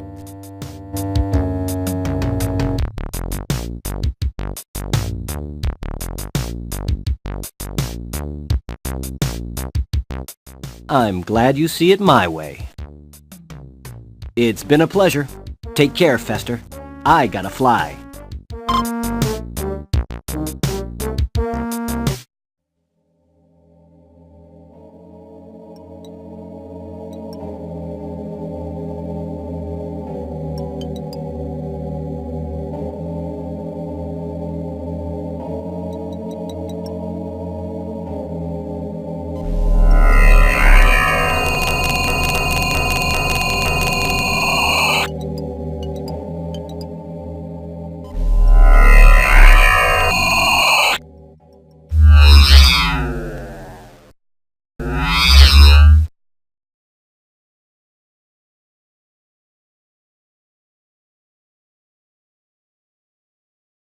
Then, the Galactican said, if I did have hover capabilities, I wouldn't need the cleft snorter.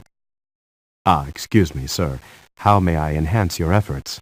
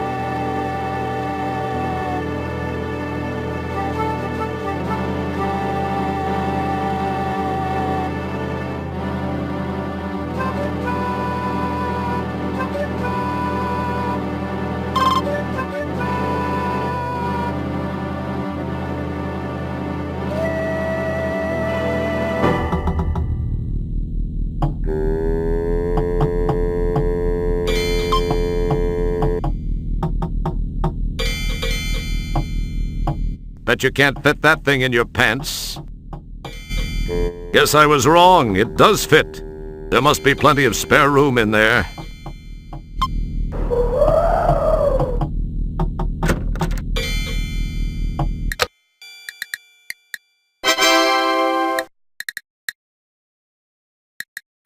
Next.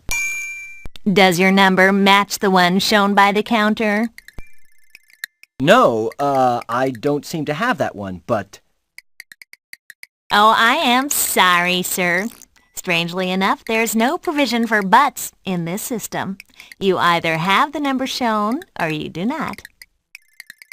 Now, please await the calling of your number. Thank you very much. I have important things to do.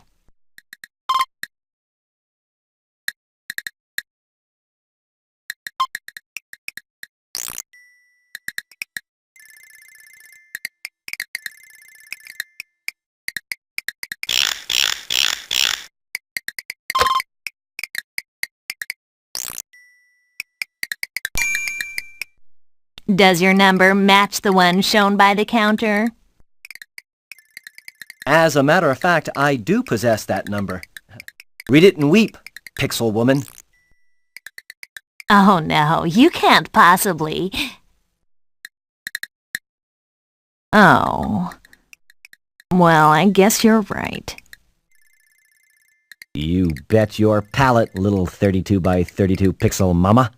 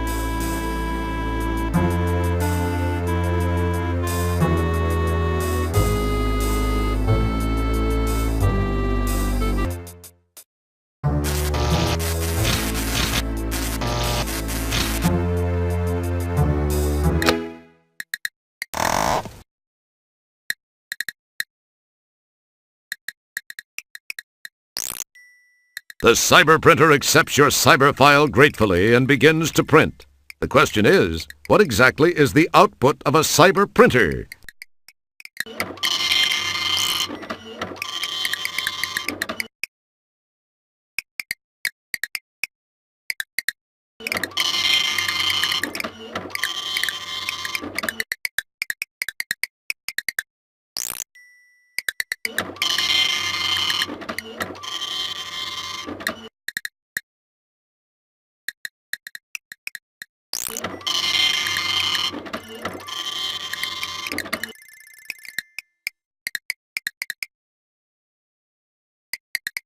Well, what do you know? Maybe there is something to this superhero reputation thing after all. And after that episode with the egg beater, I thought you'd never impress me again.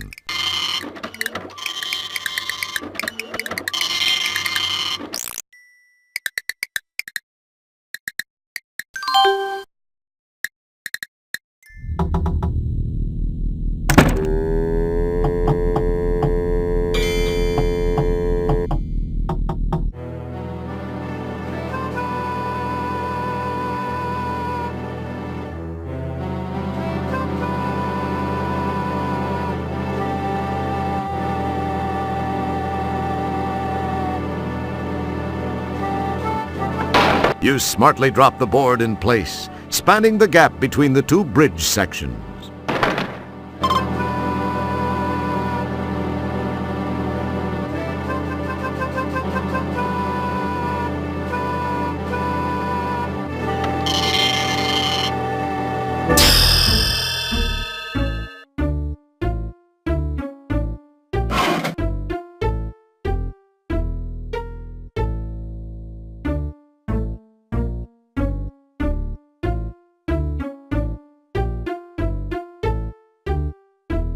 Well, Dr. Bellows, I think you've got some explaining to do. You're out of your mind, Wilco. So, what do you have to say for yourself now, Doctor? Confronted with the facts found in the files you located, he freaks and spills all. My... Eloquently stated. I didn't think this all the way through until I'd crossed my own personal ethical line. I was already... It had already gone too far. The experiments alone... I thought I could do just this one thing and still live with myself. Love can move a person to do some strange things, Wilco. She knew how I felt and used it to her advantage. I think I know what you mean about that love thing, but wait a minute. Slow down. Are you saying you have the hots for... I mean, you are actually romantically intrigued by Sharpay? Wow. You are serious.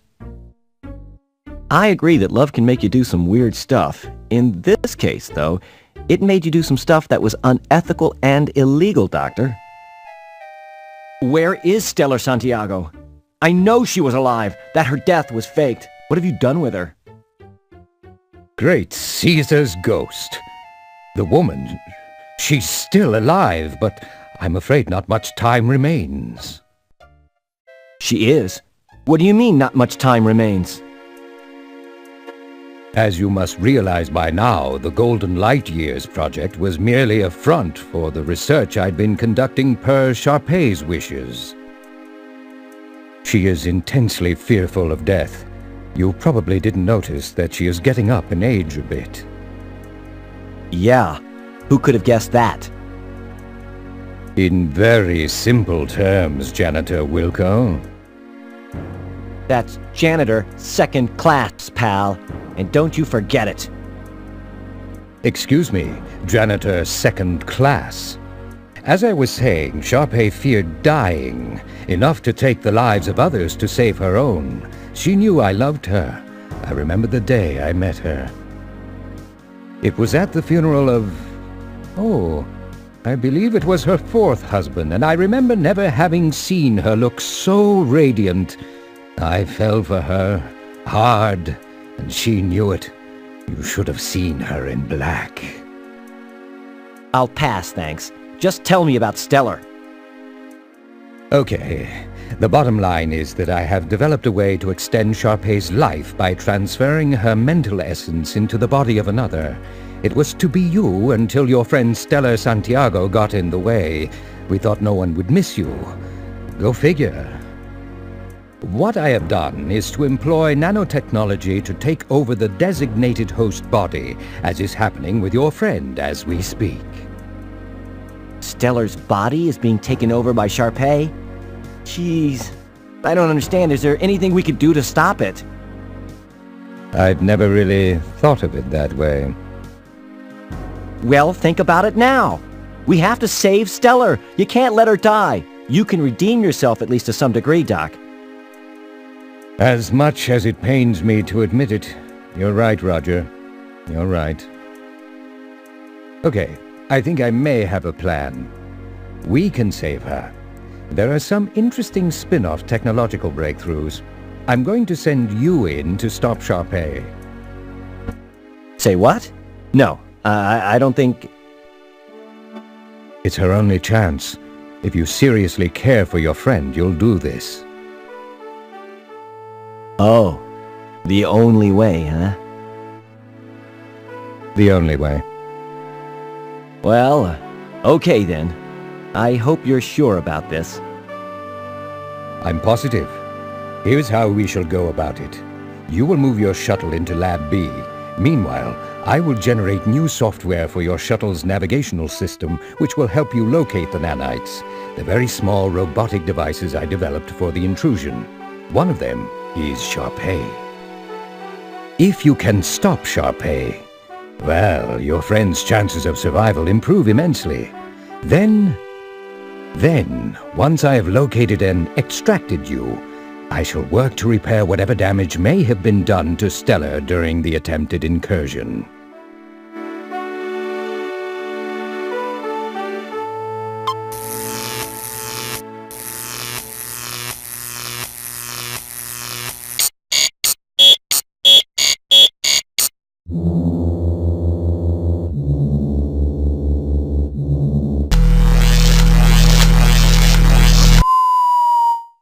The shuttle is nicely miniaturized by the beam deal. Hopefully, it is reversible. Perhaps you should have asked about that. There are some things you can't afford to have smaller.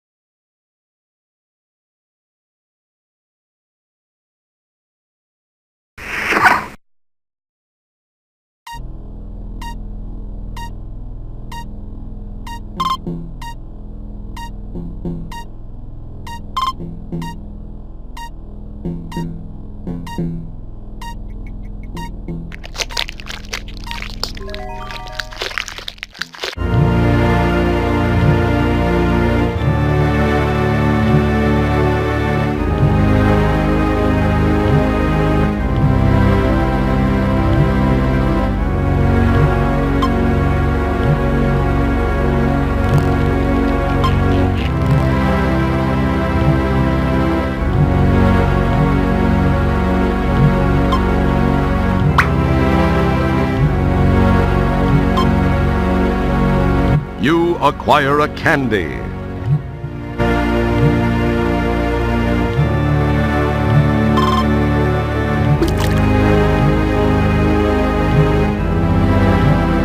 Interesting.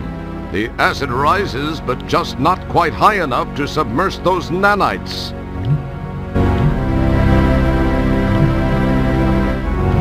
You acquire a candy.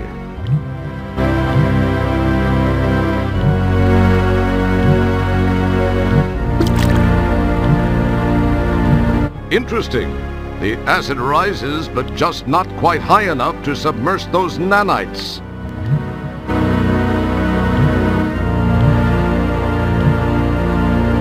You acquire a candy.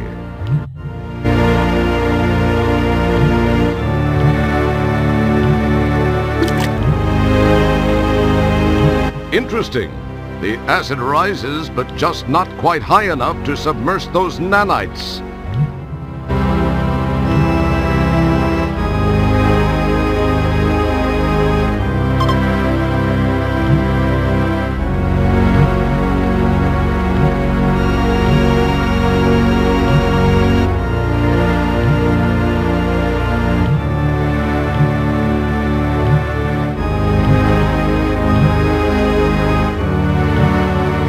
Nice shot!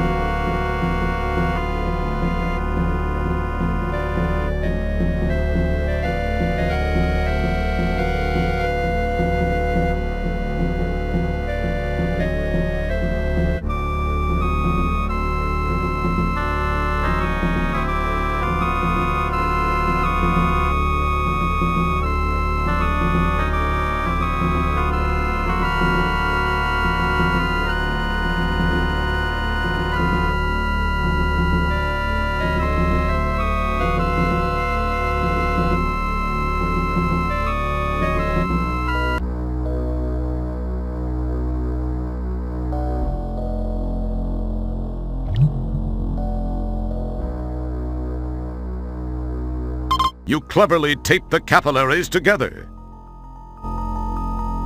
Nice work! You've hooked up your makeshift hose to the pump.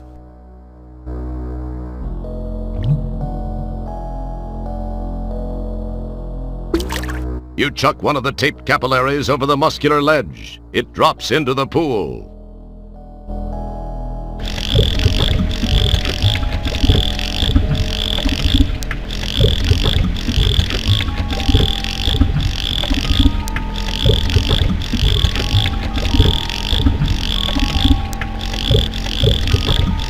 You give the pump a stroke or two, and in the process gather a nice helmet load of bile. I guess congratulations are in order.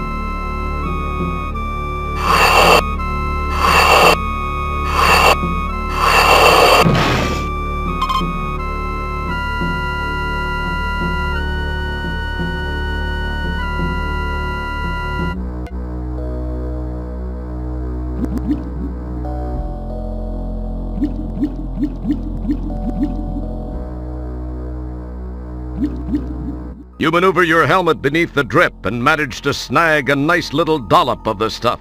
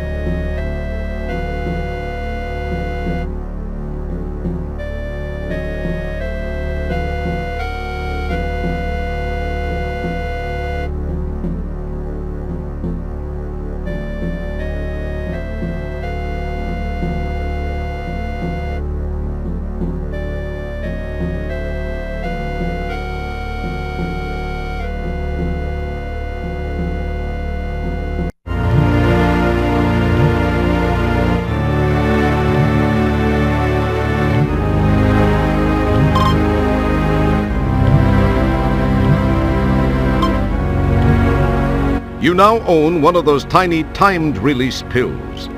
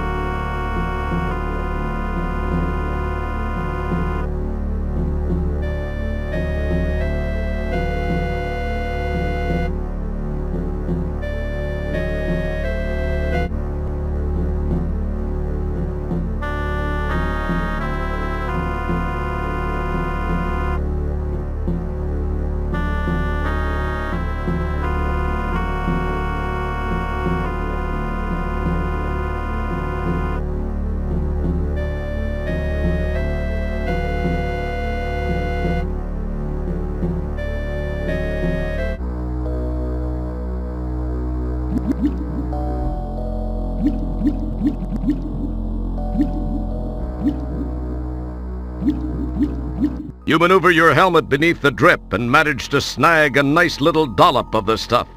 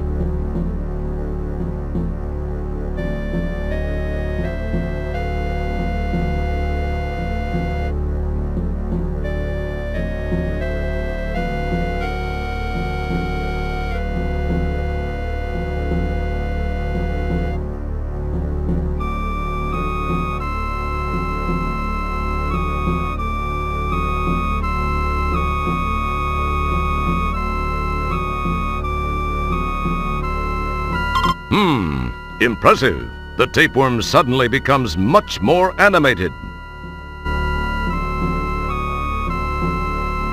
Please remember to keep your arms and legs on the worm at all times.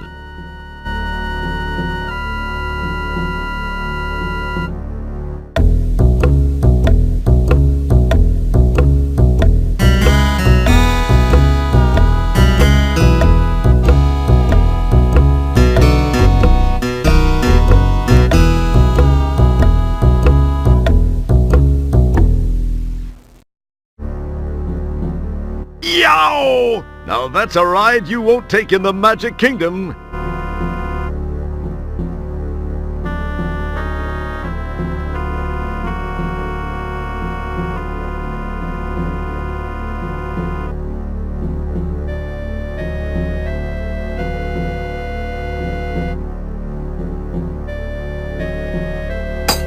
You carefully, very carefully, stole the paper clip in your pocket.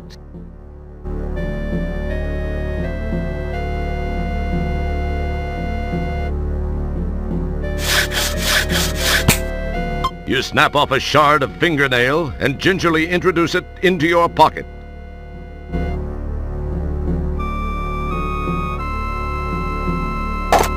You pull away a cracked piece of the filling.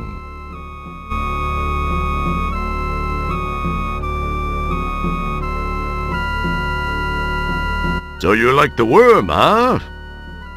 You like to ride the worm, huh? I let you ride the worm.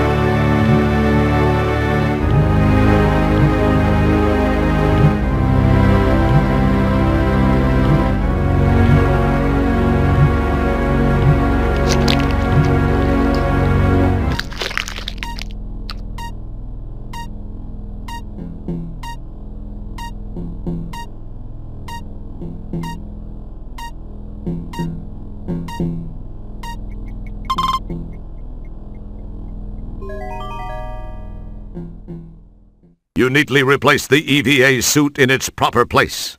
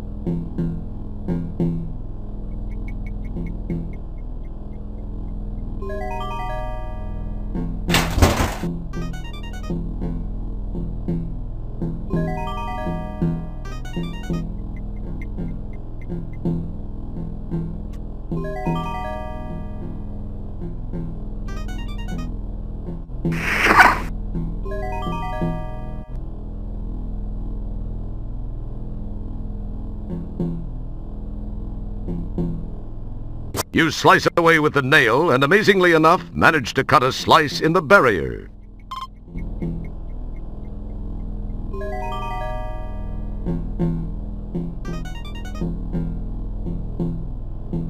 Yikes. How am I supposed to jump across this one?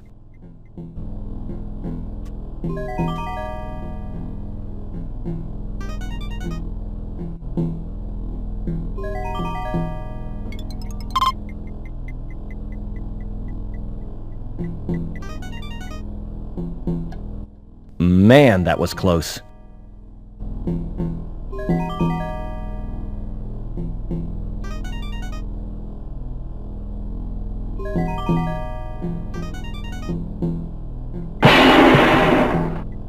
You chuck a gallstone at one of the robots, causing it to think the other one did it.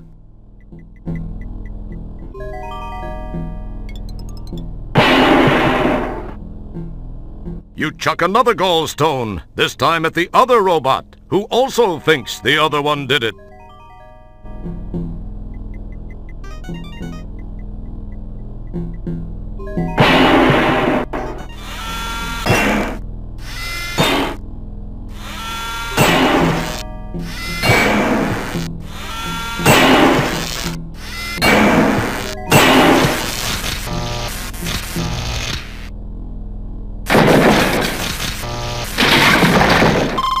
That was quite effective.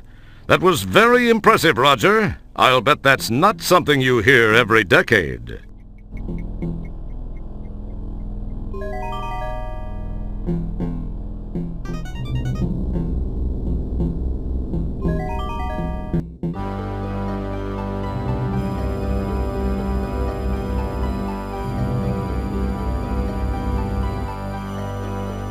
Interesting. The sign says this is Stellar's Cough Control Center.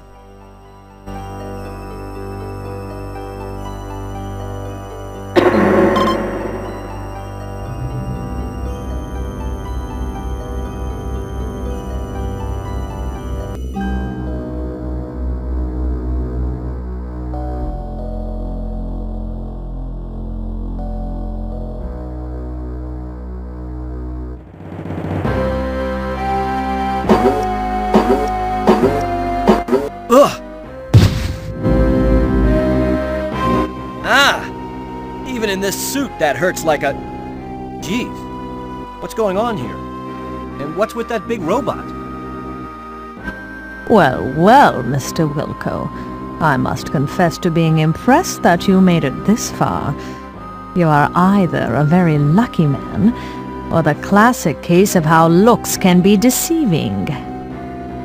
From what I know of your history, I can't say that in this case looks are necessarily deceiving. On the other hand, I don't think luck accounts for it all either. There's definitely something different about you, Mr. Wilco. It's a pity, though. I'm afraid this is where the odds catch up with you, Roger. I do hope you don't mind me referring to you as Roger. I feel we can both be on a first-name basis now, since we will soon be sharing such intimate moments.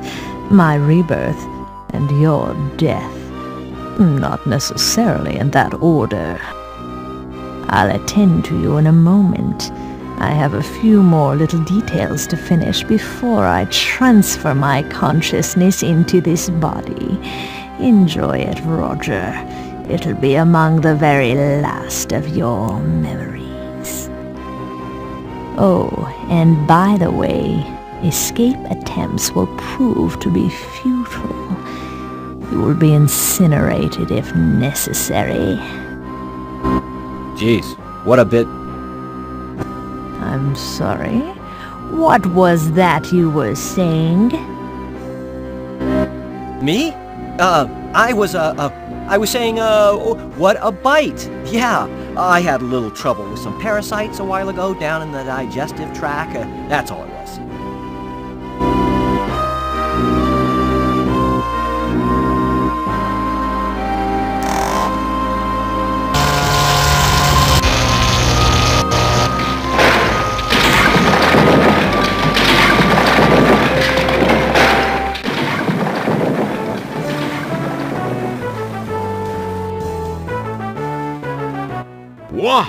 That was actually a great idea. Go figure. Yeah, I kicked her butt. Just look at me. MacGyver wishes he could be me. It was bound to happen. The never-ending battle between good and evil was once again waged, and once again, good has emerged victorious. Yes, and with me on its side, how could it lose? Yes, once again, I have struck a blow for good over evil. It was in a... Hey! Ah! What? But I thought I took care of you. Well, it appears you thought wrong now, doesn't it, Roger? Wilco, I haven't survived this long without taking precautions. The robot was just hardware. My mind still exists. Oh, real wonderful. Ooh! Ah! Hey, watch those tentacles, lady. I thought that being partially embedded in the street on polysorbate was a strange feeling.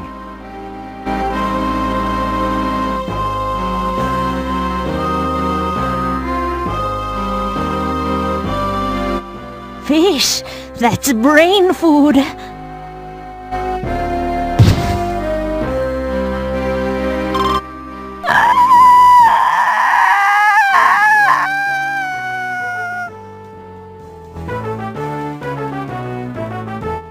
All right. She actually chowed down on that rancid fish.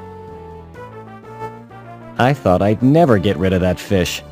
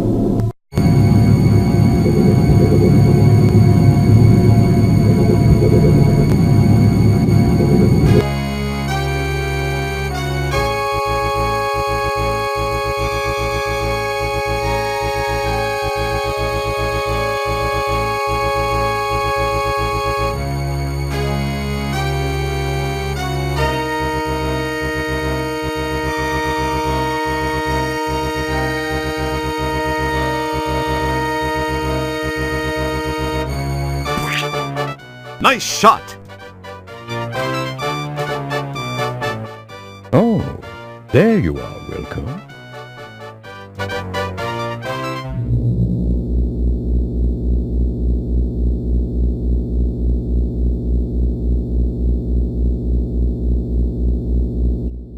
Boy, Stellar, with all that's happened recently, I never would have imagined that we'd be standing here together. It is a miracle, Roger. I was afraid that by the time you got my message it would be too late. I was certain I was doomed. But you didn't let me down. What you did was incredibly brave, Roger, not to mention intensely risky. It took Dr. Bellows a lot of work to clean up after you and Sharpay. I must say, Roger, there's not a man in the universe who knows me inside the way you do. It was a strange feeling. But I went in there all business. There wasn't a moment I wasn't thinking of your welfare. Oh, give me a break. Let me put my boots on. It's getting deep in here. Cheese it, pal, or I'll rip out your larynx and you won't be able to get a job doing bad voiceover work for Chinese action pictures. What did you say, Roger? Oh, I was just mumbling to myself. You know, Stellar, there's one thing I noticed while inside you I thought I might share. And what's that, Roger? You eat like a goat. You really have to change your eating habits, Stellar. I saw some things in your digestive tract I wouldn't wish on Sludge Vohall. You really have to clean up your consumption act. Yes, I know. Dr. Bellows said he was able to fix most everything done to me during Sharpay's invasion, as well as patching an ulcer that was playing havoc with my stomach. He told me the same things. You might also try chewing. You had a hunk of Twinkoid wedged in your throat that would have gagged Linda Lovelace. Okay, Roger, okay, I got the message. Let's change the subject, shall we? Ask me where I'm stationed next. Why don't you just tell me? Boy, some fun you are. Sorry, I guess I'm a little grumpy. I had a real day. I had to clean the captain's log entry container. Then somebody got a nice buzz in 8 Rear and decided to take a wormhole ride in the Hollows suite. They hit a few wrong buttons, and the next thing I know, I'm cleaning Vergon Nebula sets and hors d'oeuvres off every wall and ceiling. Apparently, they truly did make the room spin. Boy, they spackled everything. Had to use the putty knife to chip loose some of the chunks of...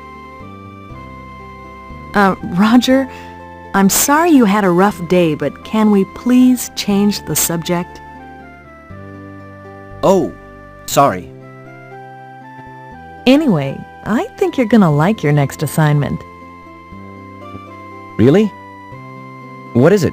Where is it? Sorry, you're just gonna have to wait to find out.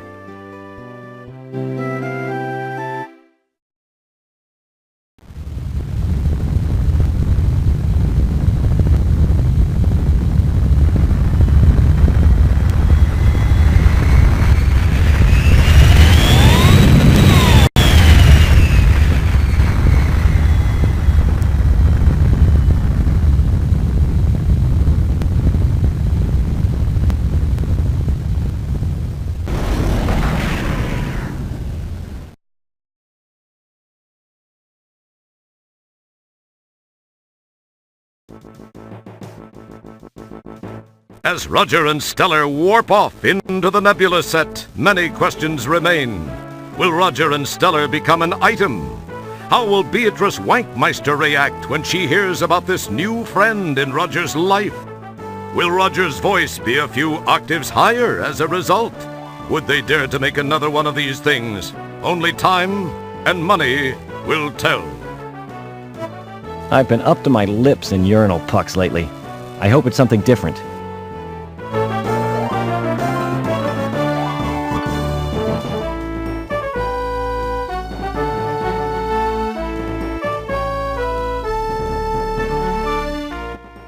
Who wrote this crap?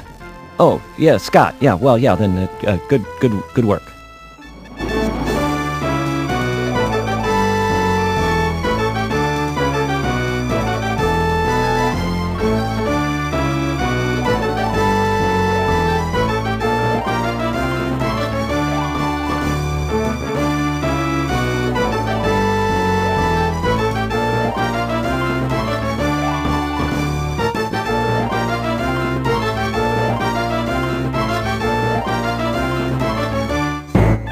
Did you hear about the animator who killed himself?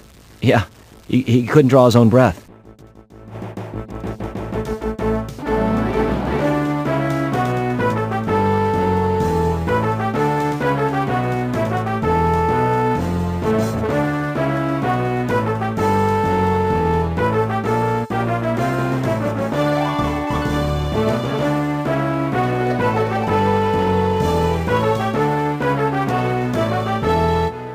These, by the way, are the credits. They're called credits because, well, we can't afford to really pay anybody until more people buy the game.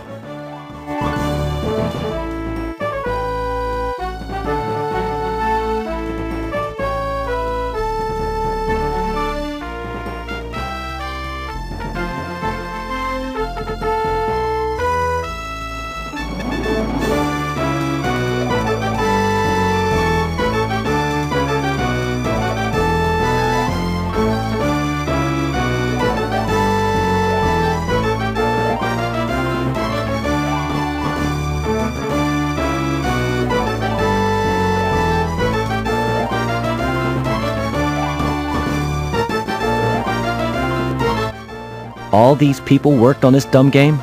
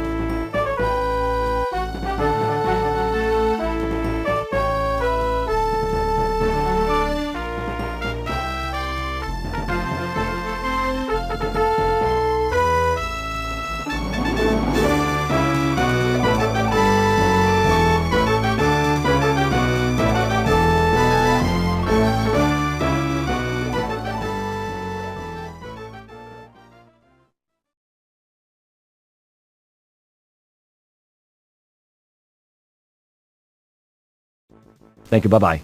Bye-bye. Bye-bye. That's it, bye-bye. No more, bye-bye. That's it, all finished, bye-bye. Bye-bye. Bye-bye.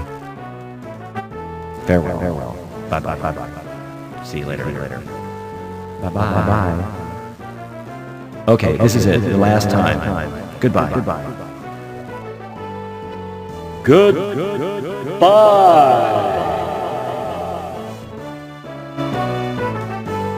Thank you for playing Space Quest 6. This is Gary Owens, signing off.